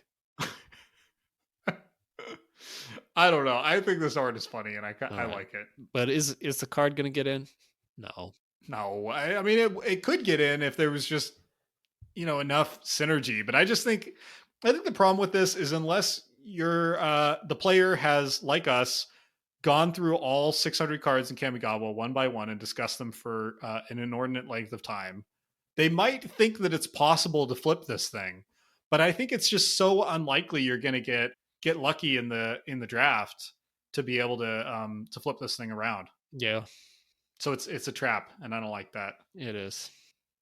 All right, let's cut him. Goodbye. Next card is Swirl the Mists. 2 UU for an enchantment. As it comes into play, choose a color word.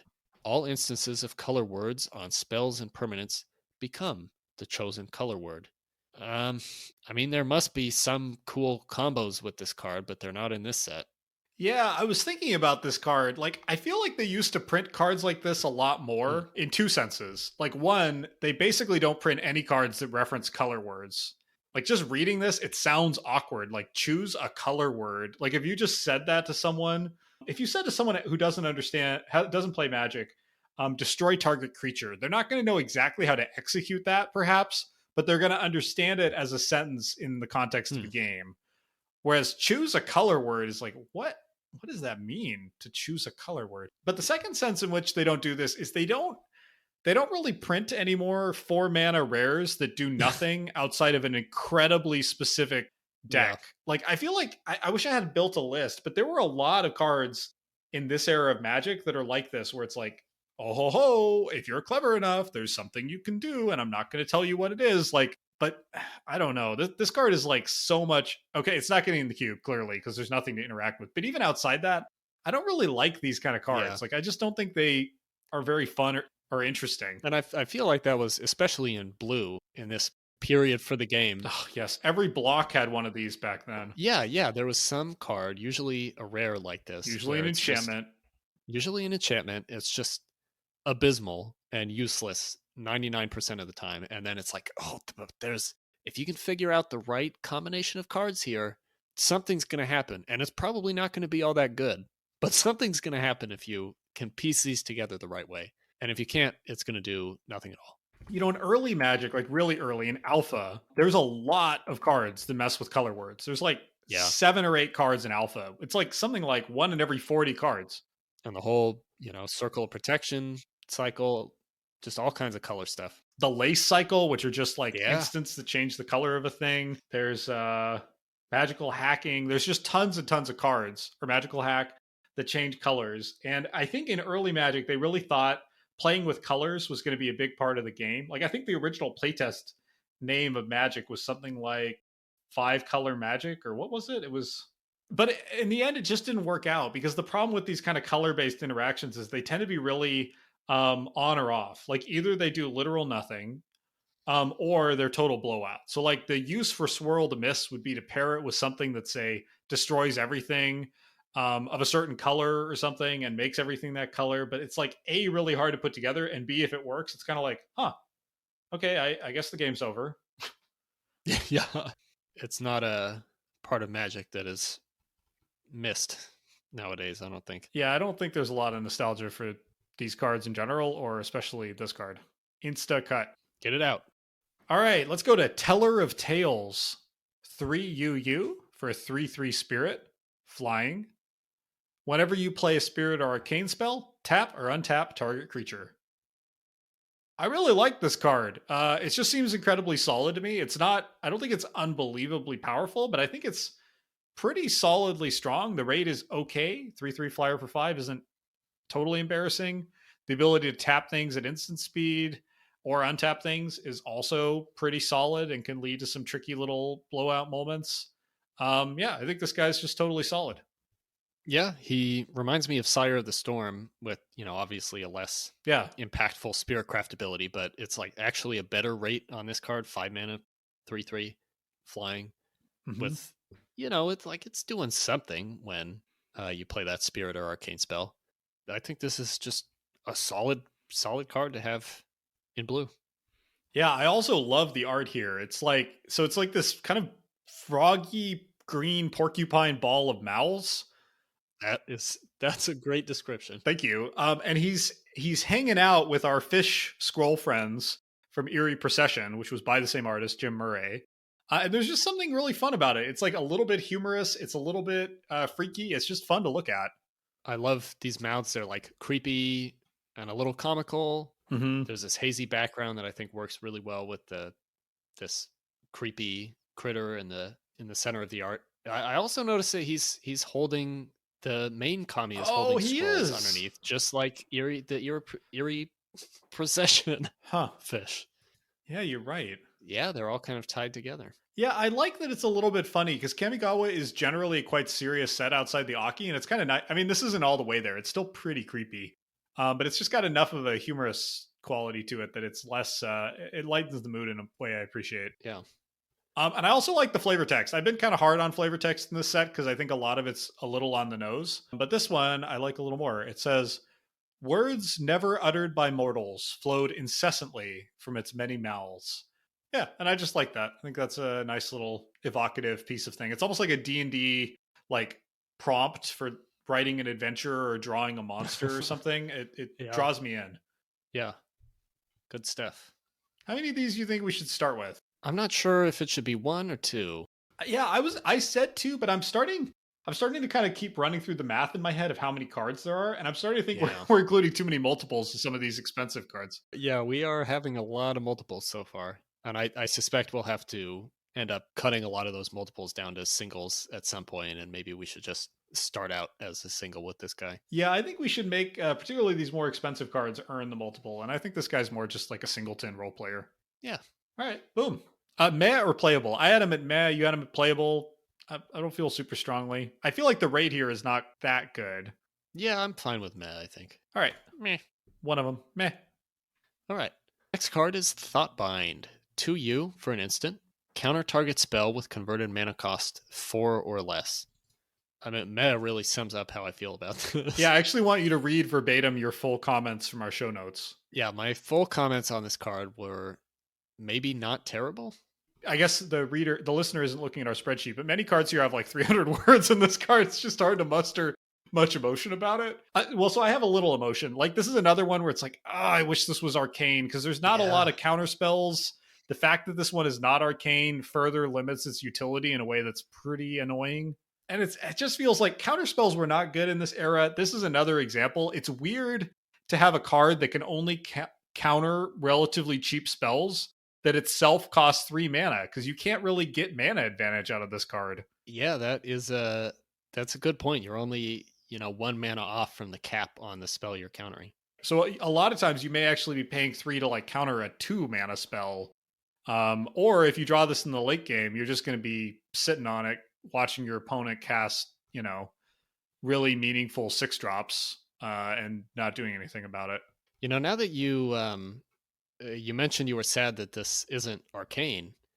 Now that we've looked at so many counter spells in blue, I'm noticing that none of the counters are arcane. It seems to Really? be a distinctively mortal ability. So That that's is kind of interesting. interesting. Is that a balance? I wonder if that's a balance thing just because, like, splicing, say, draw a card onto a counter spell is just, like, Hmm. too cruel.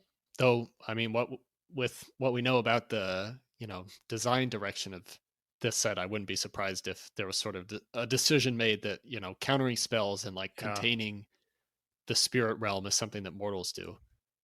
Yeah, now that you've mentioned it, the only counter spell in the block on an instant or sorcery is Disrupting Shoal in Betrayers, which is kind of a unique card anyway. But yeah, apart from that, you're right. None of them are arcane. Yeah, that feels like either a creative decision or a balanced decision or both.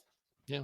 I have this at meh, but I'm honestly tempted to just cut it. Like we have a bunch of 3 mana blue instants already getting in, and I'd rather just have them. Yeah, I think that's right. Do we just insta cut it? Let's just cut it. Let's get to a card that is a lot more fun to talk about. Time Stop. 4 UU. Instant. End the turn. That's the whole Oracle text. I'm going to actually read the reminders text because in this case, I think it helps explain the card. So, end the turn. Remove all spells and abilities on the stack from the game, including this card. The player whose turn it is discards down to his or her maximum hand size. Damage wears off, and this turn and until end of turn effects end. This is a really interesting card because on the surface, it's just like end the turn. Okay, yeah, that's kind of cool, but it actually does a lot. It can interact with the game in lots of weird ways. The first thing it can do is basically act like a slightly worse time walk or time warp. So if you cast this on your opponent's upkeep, they'll have untapped, but then their turn will end before they can even draw, let alone resolve spells or attack. And so this can kind of act like a time warp where most of your opponent's turn gets denied to them and the turn gets handed back to you. It can also be a counter spell for you. So if you cast this while your opponent has a spell on the stack, once Time Stop resolves, their spell is just exiled. No, it doesn't go to the graveyard, it gets exiled. And it doesn't resolve. And potentially you've also time walked them or partially time walked them. This can even counter things that normally can't be countered. So if your opponent is using an ability, for example, that will also get removed from the stack. And so cycling actually gets stopped by this. This is a really unique card with a lot of modes and a lot of subtlety to its play. Okay, I'll shut up. I'm just so excited about Time Stop. No, please continue. Okay. You've got a lot of good stuff to say I have a lot to say about it. Okay, a couple more things to say about it. So when Mike Flores, who's a pro who went on to work for Wizards at some point, was spoiling this card, he clearly thought, wow, we've really knocked it out of the park on this one. So here's the intro to his article. Well, Sharks, here's what you've all tuned in for. Then he shows an image of the card. Wow. No, really, wow. Let's look at it that again. Then he shows an image of the card again. This card is really cool, refreshing, and new. Unlike a lot of cards whose effects have these kinds of adjectives associated with them, especially the adjective new, Time Stop is also quite powerful. And he's right. As I said earlier, it's kind of a modal spell. It also has, just aesthetically, I'll say, this is a super cool rules text. Like just this three-word rules text is just cool in and of itself. Oh, and I love the art. Okay. End the turn. All right. All right. Yeah, the art is fantastic also. It's this sort of mirror image of a woman in the left side of the frame, a woman kind of looking at a bird, and then on the right side, the same woman mirrored holding an egg, like a little glowing egg. So I'm not exactly sure how that's a time stop. It's more of a chicken and egg type thing, but it's really, really beautiful art, really evocative, and it gives a sense of sort of messing with the fabric of reality or messing with time itself. Yeah, just beautifully executed. Like it's Yeah. it's nearly photorealistic, but in a way that really works for the game. It doesn't look jarring. Right. It doesn't look like a photo was pasted in. It just looks like, wow, this guy can really paint. It doesn't look like Hisoka. So this has got to be in. Yeah, this has got to be in. I think like on playability, I'm not sure how good a kind of 6 mana time warpy thing is. Like, it's kind of like a not quite as good Cryptic Command or something. It can't draw a card exactly, although it kind of can because it denies your opponent drawing a card. I don't. It's a funky card, but I think it's good enough, and it's absolutely iconic without question. Definitely. All right, I think we got to have probably one copy. Yeah, right? this feels like a 1x to me. I mean, for a start, it's a 6 mana. It's also a 6 mana instance. How many of those can you Yeah, run? that's not the first 6 mana instant we've seen. It won't be the last. Okay, we've been silent long enough. It's time for the unspeakable. Ooh. Ooh, the payoff card of the 3-card combo that we keep going on about. Here he is, the unspeakable 6 UUU for a legendary spirit, 6/7, flying and trample. And whenever it deals combat damage to a player, you may return target arcane card from your graveyard to your hand. So the unspeakable is basically a big butt flyer that gets your arcane spells back. It is the biggest base stat blue card in the block. Doesn't get bigger than 6/7 in blue. It barely gets bigger than 6/7, like in the whole set. Yeah, at all. There is one blue card that we'll get to in Saviors that has potential to get bigger than this, but the unspeakable is the biggest by default. Obviously, as a 6/7 flyer, this can definitely be a game ender, assuming your opponent doesn't have removal. But my feeling about this guy, honestly, is that it's a real bummer that he doesn't have some kind of enter the battlefield or some other immediate effect for when you play him from your hand or pull off the combo. Like, it would really suck for this guy to get hit with a Rend Spirit as soon as you pull off this 3-card combo and pull him out of your deck, and then your opponent's just like, oh, bye. Yeah, although even then he was free, right? Free-ish. I mean, you had to put some suboptimal cards in your deck, but he didn't cost you a card, technically. Yeah, that is true. Unless you play him from your hand for 9 mana. Yeah, that would suck. Yeah, I just checked. He's the only flying trampler or flampler in the set, or in the block, which is pretty cool. And he is definitively the biggest flyer in the block. There is no flyer with more power or more toughness than him. And I think he's the only flyer with power 6 or greater. Yeah, he's the only 6 or plus power flyer in the block. So he stands alone. Yeah, it's getting some respect here. Yeah, I feel like, as we talked about earlier, we got to stick the Unspeakable in and his support cards. We got to pull it off once, and then we got to see if it was worth, all the overhead. Because it does impose a pretty big tax on the blue section.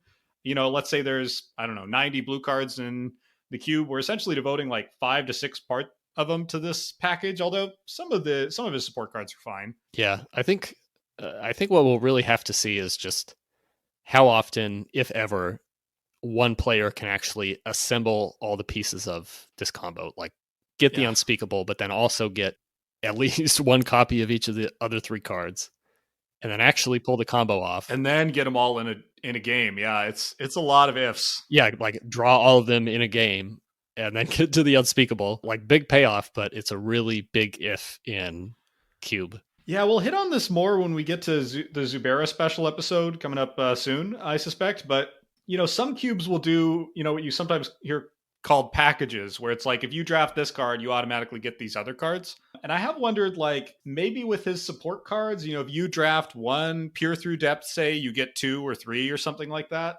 Mm-hmm. I worry it's like more overhead than it's worth. And I don't like how it kind of it makes the drafting experience kind of opaque and hard to understand for people. But we could try something like that too. Maybe. Yeah, I think we just kind of have to see how it goes and see what works. And even if we, want this whole combo in. You almost have to do it just because it's fun or for the meme value, right? Because I don't know, we've been going through blue and like there's a lot of marginal cards, but there are cards like Meloku, there's a lot of decent flyers in blue, and it is kind of like you kind of have to choose, I'm going to put the Unspeakable in my deck instead of just, beating down with Meloku. Yep. And I mean, at the end of the day, we're trying to create a certain feeling for this cube, sort of tell the story of this block, and I think the Unspeakable should have a part in it, at least for now. Can I throw one wild idea at you that just occurred to me? Lay it on me. What if the Unspeakable is not drafted? You just can, like a wish card, if you cast those 3 enabling spells, you just get him, like, from outside the game. Huh. Yeah. Huh. I like that idea. It may be a little difficult to... It's a little Byzantine. we're already priced into doing some weird stuff, right? Like with damage on the stack. I mean, I guess that's the only thing so far. I don't know if we should have Baroque rules like this. I just wanted to throw it out there as something we could explore. Yeah, something to think about. That would allow multiple unspeakables to face off, which incidentally is making me think there's another legacy rule we haven't talked about, which is, back in this day, you couldn't have two opposing legendary creatures in play at the same time with the same name. Yeah, I was going to say we couldn't have unspeakables facing off because they'd kill each other. Well, back then. So we kind of like the damage on the stack. We need to put a stake in the ground of how do we want to deal with the legend rule. Yeah. I mean, I'm sure we'll come back to this, but I lean toward having it work the way it worked back then. Yeah. Where, if anyone summons a secondary legendary with the same name as one that's already in play, then everybody dies. Was it everybody dies? It's actually been so long. I think it is. I got to go look. Fact check ourselves here. Yes, all of them die now. There you go. Or at this time, sorry, not now, at this time. Because I think originally, like original Magic, wasn't it that the newest one killed the older one, or the older one killed the newer one, something like that? Yeah, something confusing. Yes. Yeah, it was the new one would just fizzle, which is an even worse play experience. Yeah. Huh. I mean, honestly, I personally prefer, just from a pure play perspective, I think they were smart to get rid of that rule because it kind of just randomly screws players. Yeah. But yeah, I think there's something to be said for keeping it around for this cube. Yeah. We'll think about that. All right. So are we, I think we start by just putting him in and we see how that goes. And if that doesn't work, maybe we try my Baroque rule. And if that doesn't work, then we all shed a tear for the unspeakable. Yeah. Then we've tried as hard as we should for him. I think we should, because I'm kind of scared of him. I don't want to cut him without making our best possible effort to include him. Yeah, you don't want to cross him. I mean, I don't think he's going to care either way, to be honest with you. You think we're too small? Well, no, I mean, just like can you make an explanation to the unspeakable? If he finds you've cut him from the cube, I think you should worry, no matter how reasonable cause you have. There's no explanation we could give. Yeah. Okay. Auto-include one. I think we did it. All right. Boom. All right. Our second to last blue card is Uyo, Silent Prophet. 4 UU for a 4/4 legendary creature, Moonfolk Wizard. Flying. 2, return 2 lands you control to their owner's hand. Copy target instant or sorcery spell. You may choose new targets for the copy. So 6 mana, 4/4, 2 mana and bounce 2, copy an instant or sorcery. I actually kind of want you to go first on evaluating this, because I don't know, I'm a little down on it, but I think you make a good case for it. Okay, so I feel like a 6 mana 4/4 flyer is close to good enough on its own in this set. Keiga, sort of the dragon spirits, or maybe the lodestar of a high power card here, and Keiga is a 6 mana 5/5. All the dragons are. So here you have a 6 mana 4/4 flyer. It's okay. And then you add in this spell copying ability in the late game, and I feel like this at least has the potential to have some real power in that late game for blue. For example, copying Petals of Insight could be pretty insane card advantage with this. That's the best case, but I agree. That is the best case, but it could be a lot of cards. It could also be interesting and painful for your opponent with some cards in red, like Stone Rain, Lava Spike that we'll have coming up. I know neither of those are like game-ending cards, but they at least have some interesting potential to, copy something like Lava Spike multiple times for some big game-ending turn. And I think the fact that this is repeatable up to the number of lands you have and up to the amount of mana you have, but, we've been talking about grindy games this whole time. A 4/4 flyer that lets you copy a powerful spell seems like it could be game ender. Yeah, I think I may have focused too much on the rate here, because or on the ability here, because I think you're right that the rate is pretty solid. Like a 6 mana 4/4 flyer isn't quite blowing down the doors, but it's definitely good enough. She can tussle with most other flyers and win. She presents a pretty meaningful clock. I'm less sold on the ability here, because I feel like the other Moonfolk have abilities that are basically as good as most instants and sorceries you'd be copying. So for example, The Soratami Savant that counters a spell unless your opponent pays 3. The Rainshaper that gives something Shroud. Like, those are already pretty solid spell-like abilities. And so I feel like the fact that she's asking you to put in extra work maybe impresses me less. Although 2 mana is a pretty cheap cost, so that's something for her. I may be giving Uyo the same treatment that you gave Soratami Seer, imagining some perfect late game turn where you've been waiting and you've got this lava spike or even a glacial ray or something, and you've got all this mana and you're gonna slam your opponent's face for 15 damage or whatever. It probably is a little far-fetched for that setup to actually work, but I think she still makes the cut for sure. I had her at a man. I think that's harsh. I think she's at least a playable. I don't know if I'm willing to follow you all the way to auto include though. I'd be willing to meet in the middle. Okay, call her playable at 1. Yeah. Okay, I have 2 more things I want to say. So one is, just our usual, how many commander decks does she command and how many is she in? So she commands just 67 decks, which isn't anything that special. And honestly surprises me a bit because it is a cool ability, albeit weak by modern standards. She appears in a lot of commander decks, though. She's in 1,576, which ain't too bad for a 6-drop from Kamigawa. I think that's very respectable, Uyo. Yeah. Way to go. That's also making me realize we didn't say the commander numbers for the Unspeakable. And I'm sorry to report he only commands 14 decks, which isn't very many. Oh, man. I feel like Wizards should errata the Unspeakable to let him come in from the command zone. If somehow in Commander, a singleton format, you manage to do the thing where you chain the 3 spells together. That would be a beautiful thing. Uyo, Silent Prophet, playable 1x? Yeah. All right. You wanna take us to our last blue card? Yep, the Wandering Ones are going to take us home. Wandering Ones, 1 blue mana, a 1/1 spirit. That is it. Do you think that blue needs this 1-drop? I sort of felt like blue needs this. I don't think blue needs it. Maybe not. Because I think white kind of needs even for white, right? We cast a lot of harsh glances towards Bushi Tenderfoot, which got us a lot of feedback on Reddit. He can potentially turn into a game-winning badass, and white is in a position to do a weenie thing. And I haven't seen that in blue. Like, blue feels like it's just trying to stall and resolve instance until it takes over the late game. And I don't think Wandering Ones helps you do that. Yeah, I think I'm biased by the art here. Oh, yeah, let's talk about the art. So good. It's probably the most Spirited Away, like the Miyazaki film kind of art in the set. Something that's funny about it is it looks very cozy when you just glance at it. It's like these 3 little blue men wearing yellow kind of rice paddy hats and inviting you to join them on their walk. But then you look closer and realize their legs come out of their shoulders, and they got one arm coming out of the back of their neck and another arm coming out of their groin, and it becomes like horrifying and a little bit cute. It's a really interesting piece of art. I like that comparison to Spirited Away because they definitely feel like exactly the spirits you would see, walking across the bridge to the bathhouse. And like they're sort of like charming in a way, but also pretty creepy.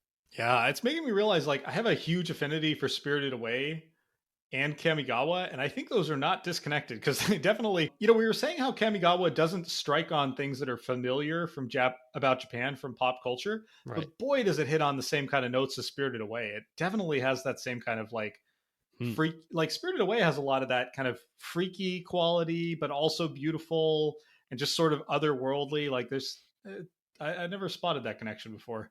Yeah. A lot of moments where you're sort of like, what is going on? Or like, what is this creature I'm looking at? Yeah, that is echoed a lot in Kamigawa. Huh. Yeah, great art. I don't think we need Wandering Ones in the cube, despite the great art. All right. Yeah. Should we just cut it? Let's just cut them. All right. Insta cut.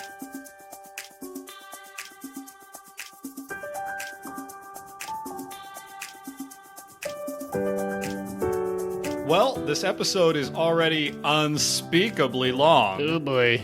So let's make this outro short. Thanks for sticking with us through Soratami, Spirits, so many instances that should have been arcane. As always, if you have feedback, thoughts, memories to share about any of the cards or any of the cards that are upcoming, you can email us, clockspinningpodcast@gmail.com. And thank you to everyone who sent us feedback and thoughts and comments on Reddit. We were just so chuffed to see it, and it's just been great seeing people share their memories and opinions. Yeah, it was really awesome to hear from so many people after just one episode, and we're excited to keep going. For today, though, keep that feedback coming, and until next time, I'm Austin. I'm Connor. Thanks for listening.